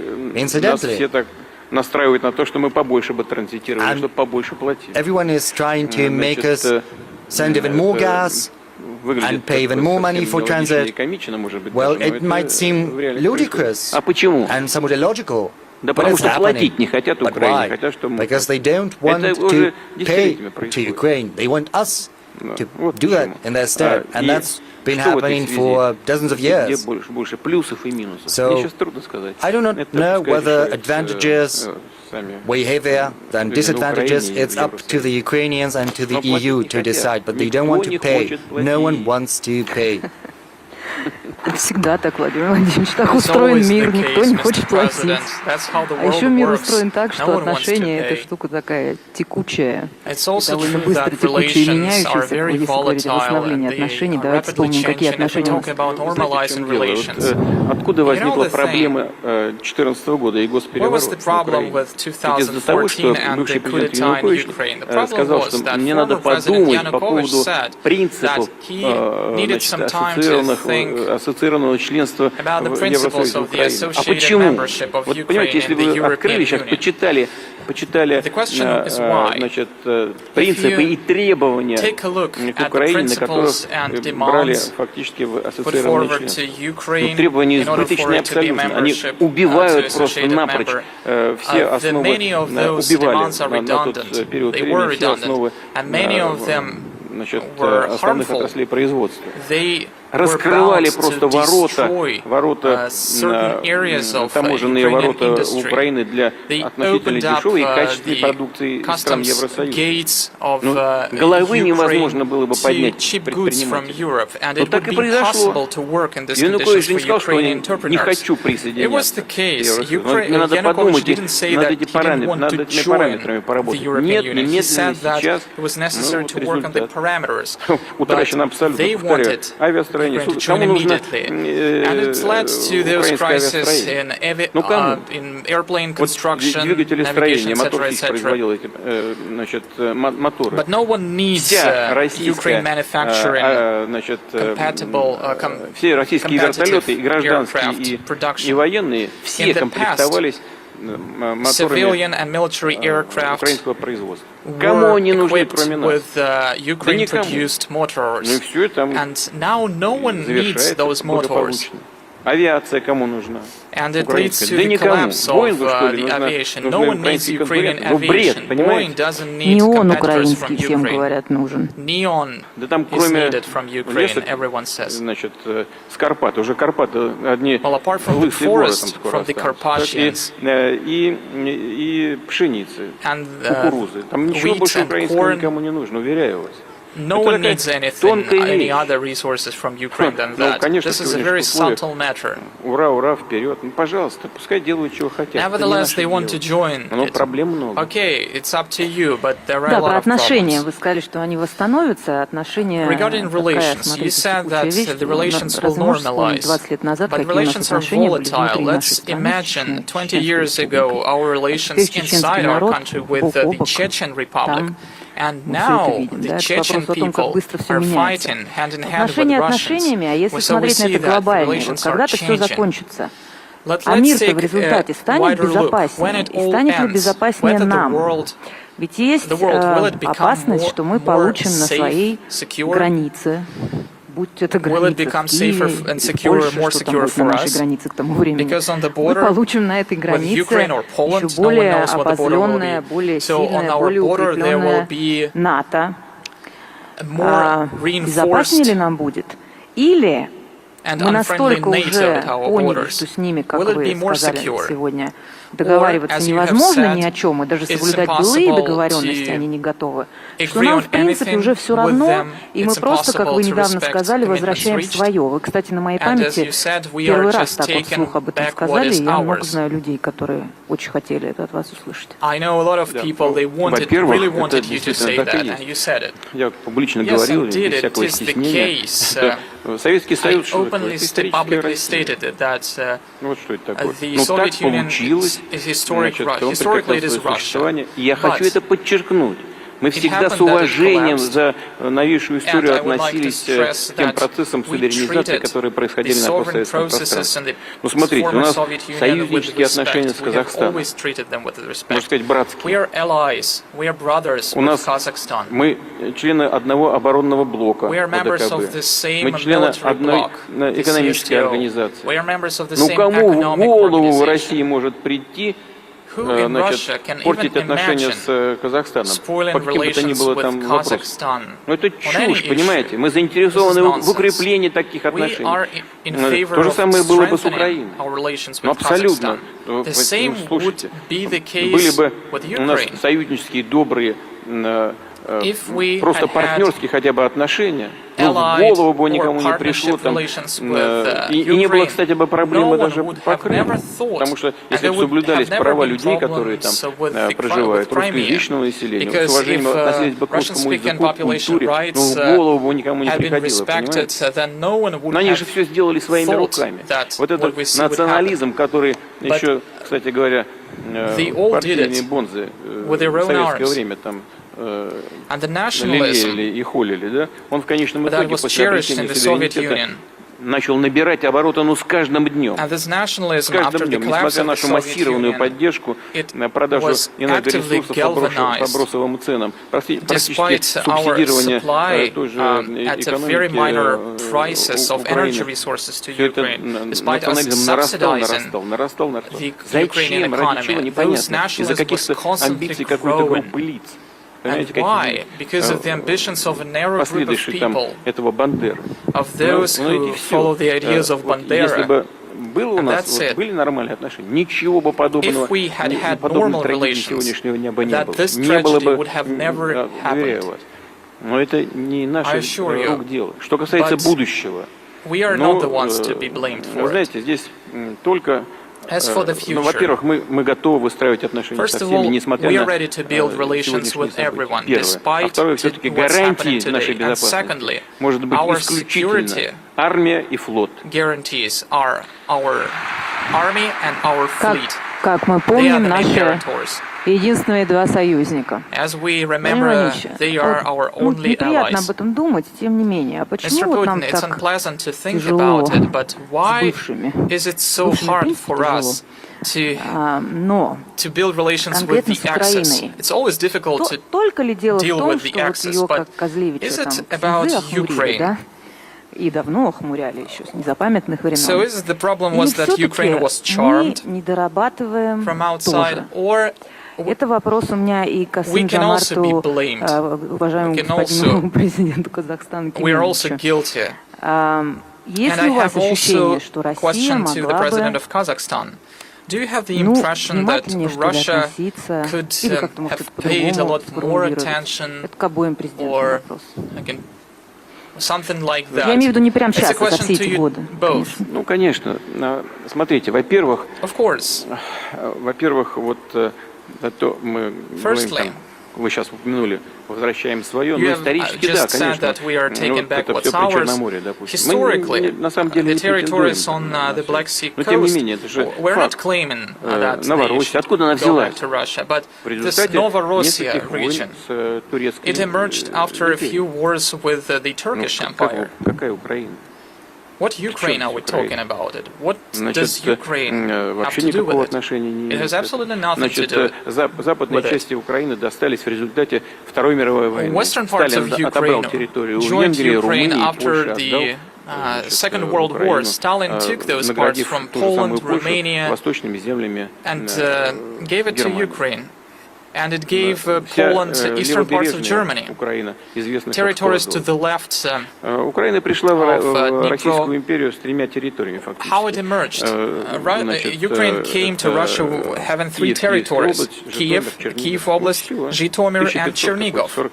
It was 1545 досталось year, потом в результате формирования Советского Союза в 1645 or 1922 something. году, And everything that happened when the USSR emerged in Владимиром Ильичем Лениным the при 20th формировании century, Советского Союза. all the territories Причем that вот Ukraine этот has now, they were Донбасс all presented as сначала a решили, gift by что это Lenin. будет в составе РСФСР, а Donbass потом, как was сказал first Ленин, надо decided to be part of перерешать. the Передали Russian Украину для того, чтобы Socialist поднять Republic. But then the decision was процент пролетарского overruled, населения на Украине. and so Вот they так она gave it to формировалась. Ukraine in order to Формировалась increase и the ладно. Мы же proletariat сейчас, share я in уже об этом Ukraine. много раз сказал. Мы But the situation has согласились с changed. этим. Yes, И с we have уважением ко agreed всему to it. относились. Вы говорите, We respected everything. надо было как-то иначе. You say maybe we should have acted differently. Well, maybe, but when the USSR collapsed, дружеские отношения сохранятся. people proceeded from the assumption that У the нас будет friendship would last. благоприятная атмосфера That между этими странами. we Но would я уже have сказал, к normal сожалению, relations на все between наши former Soviet Union countries. наше желание сотрудничать But именно в таком unfortunately, режиме, в despite таком our качестве, desire to мы получали cooperate только in these просьбы и frameworks, требования we have only received увеличить экономическую all we have поддержку. Но мы и received так делали то, что are могли. demands Россия to в step up 90-е our годы сама economic находилась в support. трудном We положении. did Но мы, everything we тем could не in the менее, 1990s. постоянно Russia помогали. was in a И very кредитами difficult помогали, situation, и but дешевыми nevertheless we энергоресурсами. provided И loans, десятилетия в cheap energy, десятилетия and from decades to готовы были decades сотрудничать в области we were ready to ключевых cooperate промышленных in отраслей, the авиации, key судостроения, industrial предлагали areas, различные формы aircraft кооперации. building, naval Честно говоря, по building, большому счету, я даже не очень naval понимаю, что construction. вы могли сделать еще And дополнительно. I don't think Нет, that we could have done вот эта more. группа людей, которая And despite фактически all of it, захватила a group of политическую people who власть de или facto влияла на came to высшее power политическое forcefully руководство, она or и influenced определила вектор the развития, leadership, it а потом determined заявила о каком-то the цивилизационном выборе. development, the way for development, and then На мой they взгляд, только для того, declared a что меня, certain простите, я совсем уже civilization дворовым языком choice скажу, что бабки свои сохранить в иностранных банках, in order to чтобы их никто не трогал. preserve Вот the что green ради they чего. have in А потом foreign замучаются banks. пыль Excuse me глотать. for this expression. Потом, понятно, потом уже там их внутри страны уже по судам And тащат, then they faced prosecutions, even обвиняют во всех грехах faced в prosecutions результате even in their own country. внутриполитической борьбы. They are Но, blamed повторяю, for вот вы everything спросили as по part of the поводу internal political Евросоюза. struggle. Да пускай You have присоединяются, asked пускай только about нам не создают угроз Ukraine никаких. joining the Пускай EU. They may join it, but наносит do not ущерба pose any тем threat людям, to us. которые считают себя частью российской культуры. And частью we языковой don't want российской them to harm those языковой people среды. who believe to be part, Мы же туда believe никогда that не they лезли, are несмотря part of на этот Russian так culture, называемый выбор. of Я уже Russian говорил об language этом в ходе сегодняшней culture. нашей дискуссии. We have Мы never же не лезли. interfered into it. Нет. We have never done it. Это же делалось целенаправленно для того, чтобы But everything создать that was благоприятные done условия для in this regard was done to create the most, by them, was to create the best possible conditions to protect those money that were stolen from the Ukrainians. I remember very well all those discussions on the prices on energy, discussions on loans. I really don't understand what we could have done more. I think that we have done everything that we could in order to facilitate the development of interstate relations. Философский такой, экономический, одновременно технологический, философский вопрос вам задам, который меня и не только меня. Готового ответа на него нет, но поскольку у нас форум про экономику и про будущее в целом, интересно было бы об этом порассуждать. Смотрите, какая новость пришла на этой неделе. Компания Google отстранила от работы своего разработчика-инженера, который создавал искусственный интеллект. An engineer who was in charge of creating the AI. And as this engineer claims that this AI became a sane creature. And I've read a dialogue between this engineer and the AI.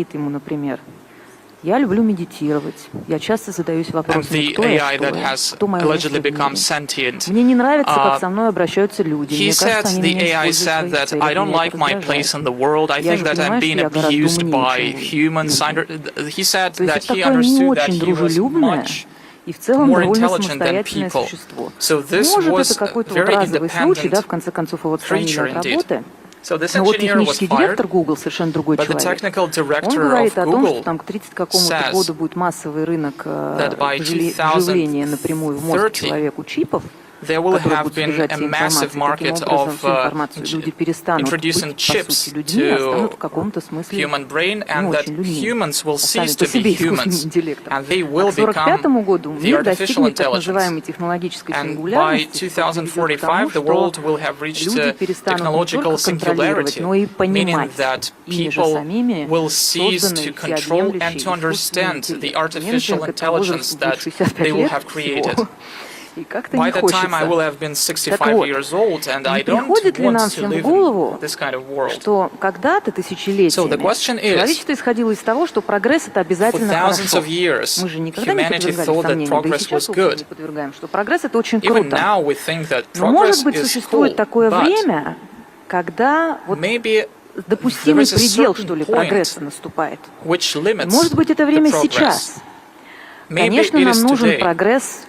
В том, что касается медицины, в том, что касается экологии, продуктов питания, прогресс действительно тысячелетиями делал жизнь человека безопаснее, лучше, дольше, краше и прочее. Но будет ли так всегда? И может быть, та технологическая отсталость, которой нас пугают, это в каком-то смысле, если она состоится, не катастрофа, а шаг к спасению, чуть-чуть приотстать, посмотреть, как у них там будет с этими существами, и понять, куда мы будем развиваться. Это и, конечно, будет президентом вопрос.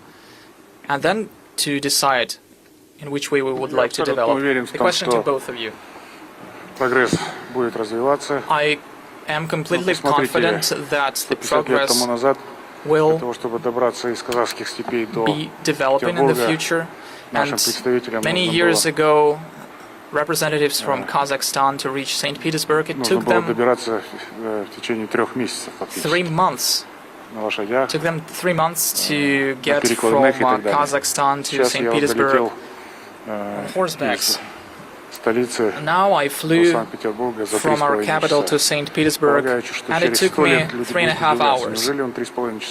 I believe that in 100 years people will be surprised that it took me 3.5 hours to fly from one place to another, when it will be possible to do so in 10 or 15 minutes. So this progress cannot be stopped.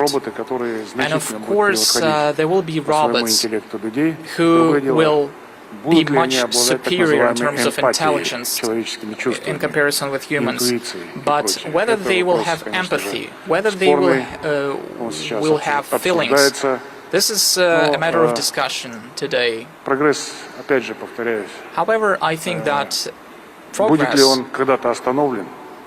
whether it will be stopped at a certain point, maybe, if we'll face Я хотел бы, чтобы в 2045 году вы посмотрели воочию, что получится с изобретениями, которые сейчас, над которыми сейчас работает лучший ум мира.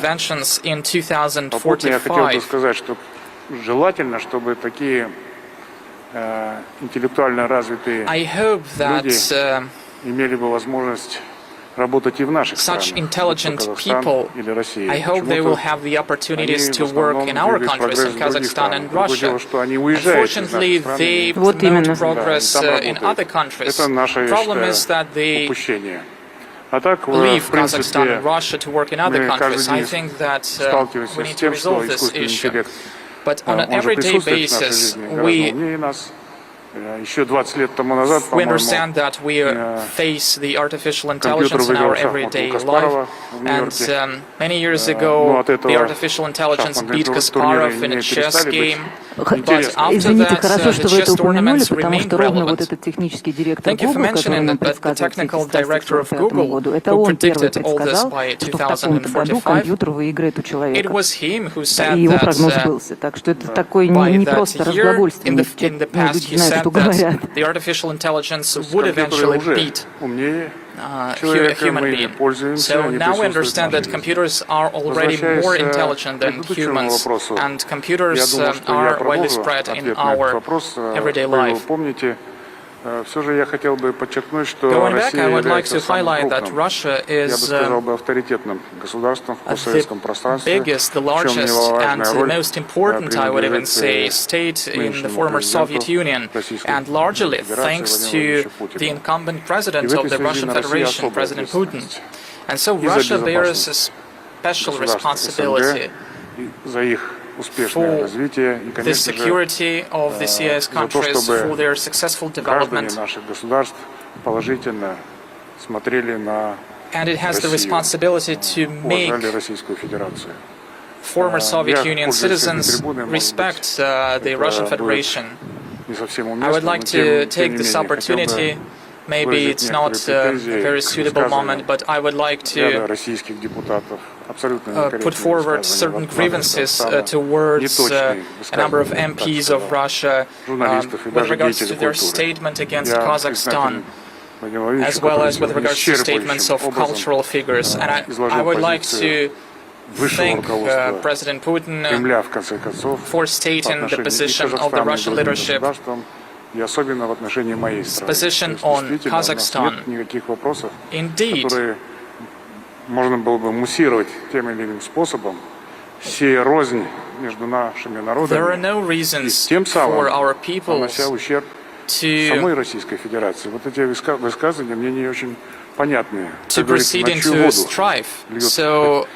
на чью мельницу льют воду вот эти деятели, которые cultural figures and MPs, whose interests do they serve when they comment this or that decision by the leadership of Kazakhstan or this or that process that takes place? Спасибо. Я даже знаю некоторых, кого вы имеете в виду. Actually, I know who you're referring to, but probably this is not a place to have this discussion here. President Putin, before that, I'd like to comment on this remark. It is important. Look, under the current circumstances, certainly each state agency, each country is concerned and is worried about avoiding excessive losses and bearing excessive costs that could be avoided. It's only natural, and on a working level you can always find a solution to any problem if there is a goodwill. And Kazakhstan and Russia do share this goodwill, and I want to make it very clear. Kazakhstan is our partner in the direct and the most widest meaning of this word. Now, as for AI, I think at the moment, the situation you've described, well, it's just a reflection of what the creative AI thinks. That could well be. That's why they decided to fire him. That's why I think so. He's just projecting. I would still think that getting an AI that is sentient and can compare with Homo sapiens in every way is still a very far way to go and a really complicated thing to do. So I agree with what Sister Kayev said. Can you reproduce a soul? Can you create a soul for a machine? Some experts believe that in a moment it could be possible that the robots will learn to be compassionate, will be able to sympathize. But it's hard to say. Would that be a threat for humanity? Again, a very difficult question, and I wouldn't dare to try and answer it. I don't think that I'm competent enough on the matter to comment. I'll be frank with you. But something that I'm absolutely convinced of, and that was already mentioned by President Tokayev, you can't stop this process, and you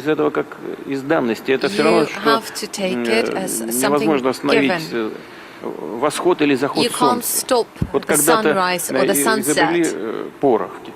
Let's see, at a certain moment China invented the gunpowder and kept the recipe a secret, but you can't do that forever. You can't stop it from getting known. The same applies to nuclear technologies or anything else. You cannot stop progress.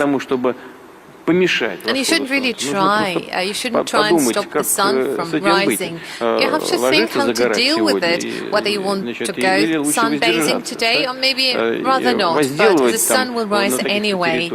So do you want to grow grain on specific territories or you want to cultivate something else? So you have to take some things for granted. If something is inevitable, you have to learn to live with it and not to stop it or slow it down. If we try to slow it down, we will not succeed. However, if we realize that it is inevitable, then we will search for the options to make use of it to the advantage of the whole humankind, of those achievements of the progress, and I guess this is the way to go.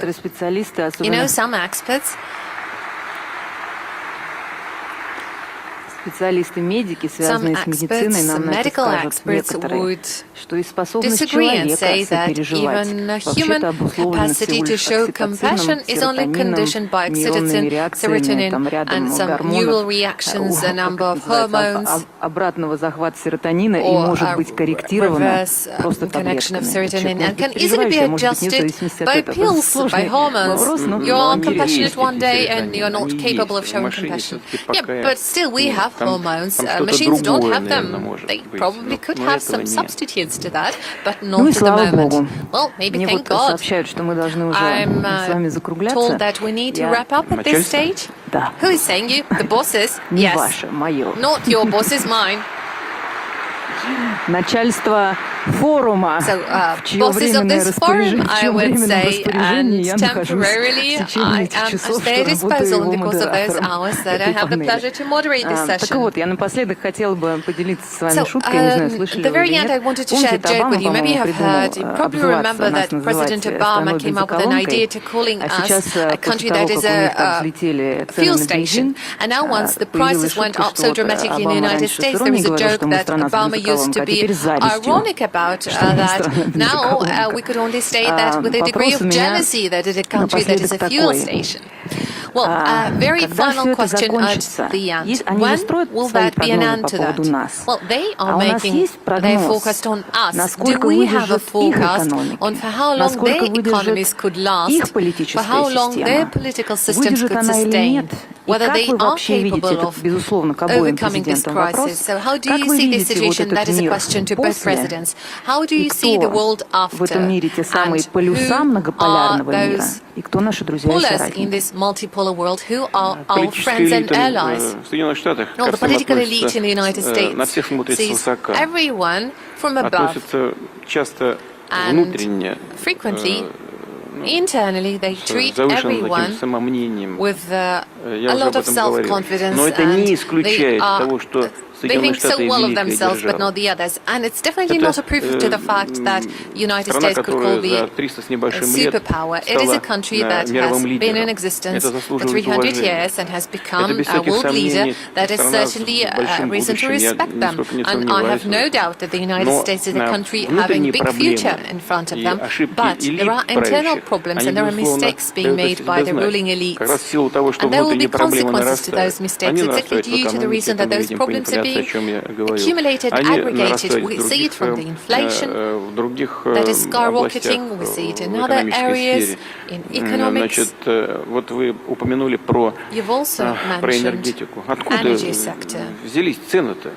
Well, Мы where что ли цены are those поднимаем prices на coming from? энергоносители? Are we raising бред. prices to Вот the здесь есть energy люди, которые carriers? Well, занимаются that's ridiculous. энергетикой, нефтью There are всю energy свою жизнь experts in this практически. room, Мы что ли people who цены worked in the поднимаем? oil and Рынок gas all their lives. поднимает. Are we raising кто prices? является главным No, на the рынке? market Да is doing они. that. And who is ruling this И в market? результате Them. их деятельности цены And as a поднимаются. result Вот of и it, the все. prices are going up. И на газ то же самое. Their activities are Сколько affecting мы the им prices. The same говорили, не applies надо на to спот gas обращать prices. внимание. We've been Ну asking them хотите so many спот, times, ну don't ради бога, pay attention но to долгосрочные spot контракты prices. дают What нам we want it возможность okay, but инвестировать long-term уверенно, contracts а вам allow us уверенно to получать give энергоресурсы investments in the long по run, рыночным and you ценам, can get привязанным resources at к market корзине prices tied нефти и to нефтепродуктов. all Нет, a будем на basket. споте. Ну, пожалуйста, No, they идите, want spot покупайте. prices. All right, you 1500 go евро pay за for 1000 it. кубов. €1,500 for Значит, 100,000 мы-то им cubic продаем meters of в gas. 5 раз дешевле, And фактически we sell them субсидируем five европейскую times lower. экономику. We are basically И так во subsidizing всем, также и EU в Штатах. economy. And the same applies to the United Я States. вот говорил о том, что противоречия нарастают. All I'm saying И that those если такая controversies are политика constantly будет increasing, продолжаться, and if this они будут policy goes on like this, нарастать. they will Мне keep представляется, что aggravating. все-таки But I still think тоже американский народ, я с that огромным уважением American отношусь people, к and I have американскому a lot народу. of respect for Все-таки American people. он, соответствующие своей элиты, сталкиваясь с проблемами, которые нарастают по вине этих элит, все-таки being accumulated because of the attitude of those будет elites, ставить because of their такое actions. And I do hope положение, при that котором и American элиты, people will put them into place when political and economic elites, primarily political elites, will have to respond and react to the demand of their population. And finally, inside those countries, including the United States and the international community, the relationship will be structured properly. I'm more of an optimist rather than pessimist. Well, it's really great to hear that you are an optimist, not a pessimist. Really good to hear. President Tokayev, what would you say? I think that the world is indeed in a crisis situation, and those are assessments provided by the United Nations. At the same time, we need to bear in mind that the United States and generally the West has a lot of resilience and have a big capacity to withstand all kinds of pressures. And in this regard, the United States, as we frequently say, look like beneficiaries of the current situation. They seem to be somewhat outside of this context and do not really get to feel the consequences and the impact of the crisis. The economy of the United States, as I was saying before, is developing quite dynamically. It is modern, it is advanced. But in our part of the world, we still have a lot of opportunities, and I was paying compliments to the Russian economy, not just because I'm a guest here and I'm supposed to say some niceties to the hosts. No, that is really the case. And I am absolutely a strong supporter of integration processes, regional cooperation, and by no means should we self-isolate and take a defensive stance. No, we should go out to the markets, and the President of Russia was very convincing on that today. In today's world, there are so many good, promising partners. You just need to work with them, you need to find them. And it's good to see that a whole number of countries are expressing their practical interest in joining the operations of the Eurasian Economic Union. So we have to stay optimistic. Thank you very much. That was President Tokayev. Thank you very much for your openness. That is indeed rare to see at that kind of formal official events. Thank you for being so open regarding my question on DPR and LPR. And I guess those performers, those cultural activists that you referred to, I know one of them very well, heard what you said, and I think it is indeed time that we all understand it's not time to make our arguments and fights. And thank you very much to you, President Putin. Thank you very much for spending this day with us. Thank you very much for us not being ashamed now. And thank you very much for being so confident in our shared future. Thank you. Thank you very much.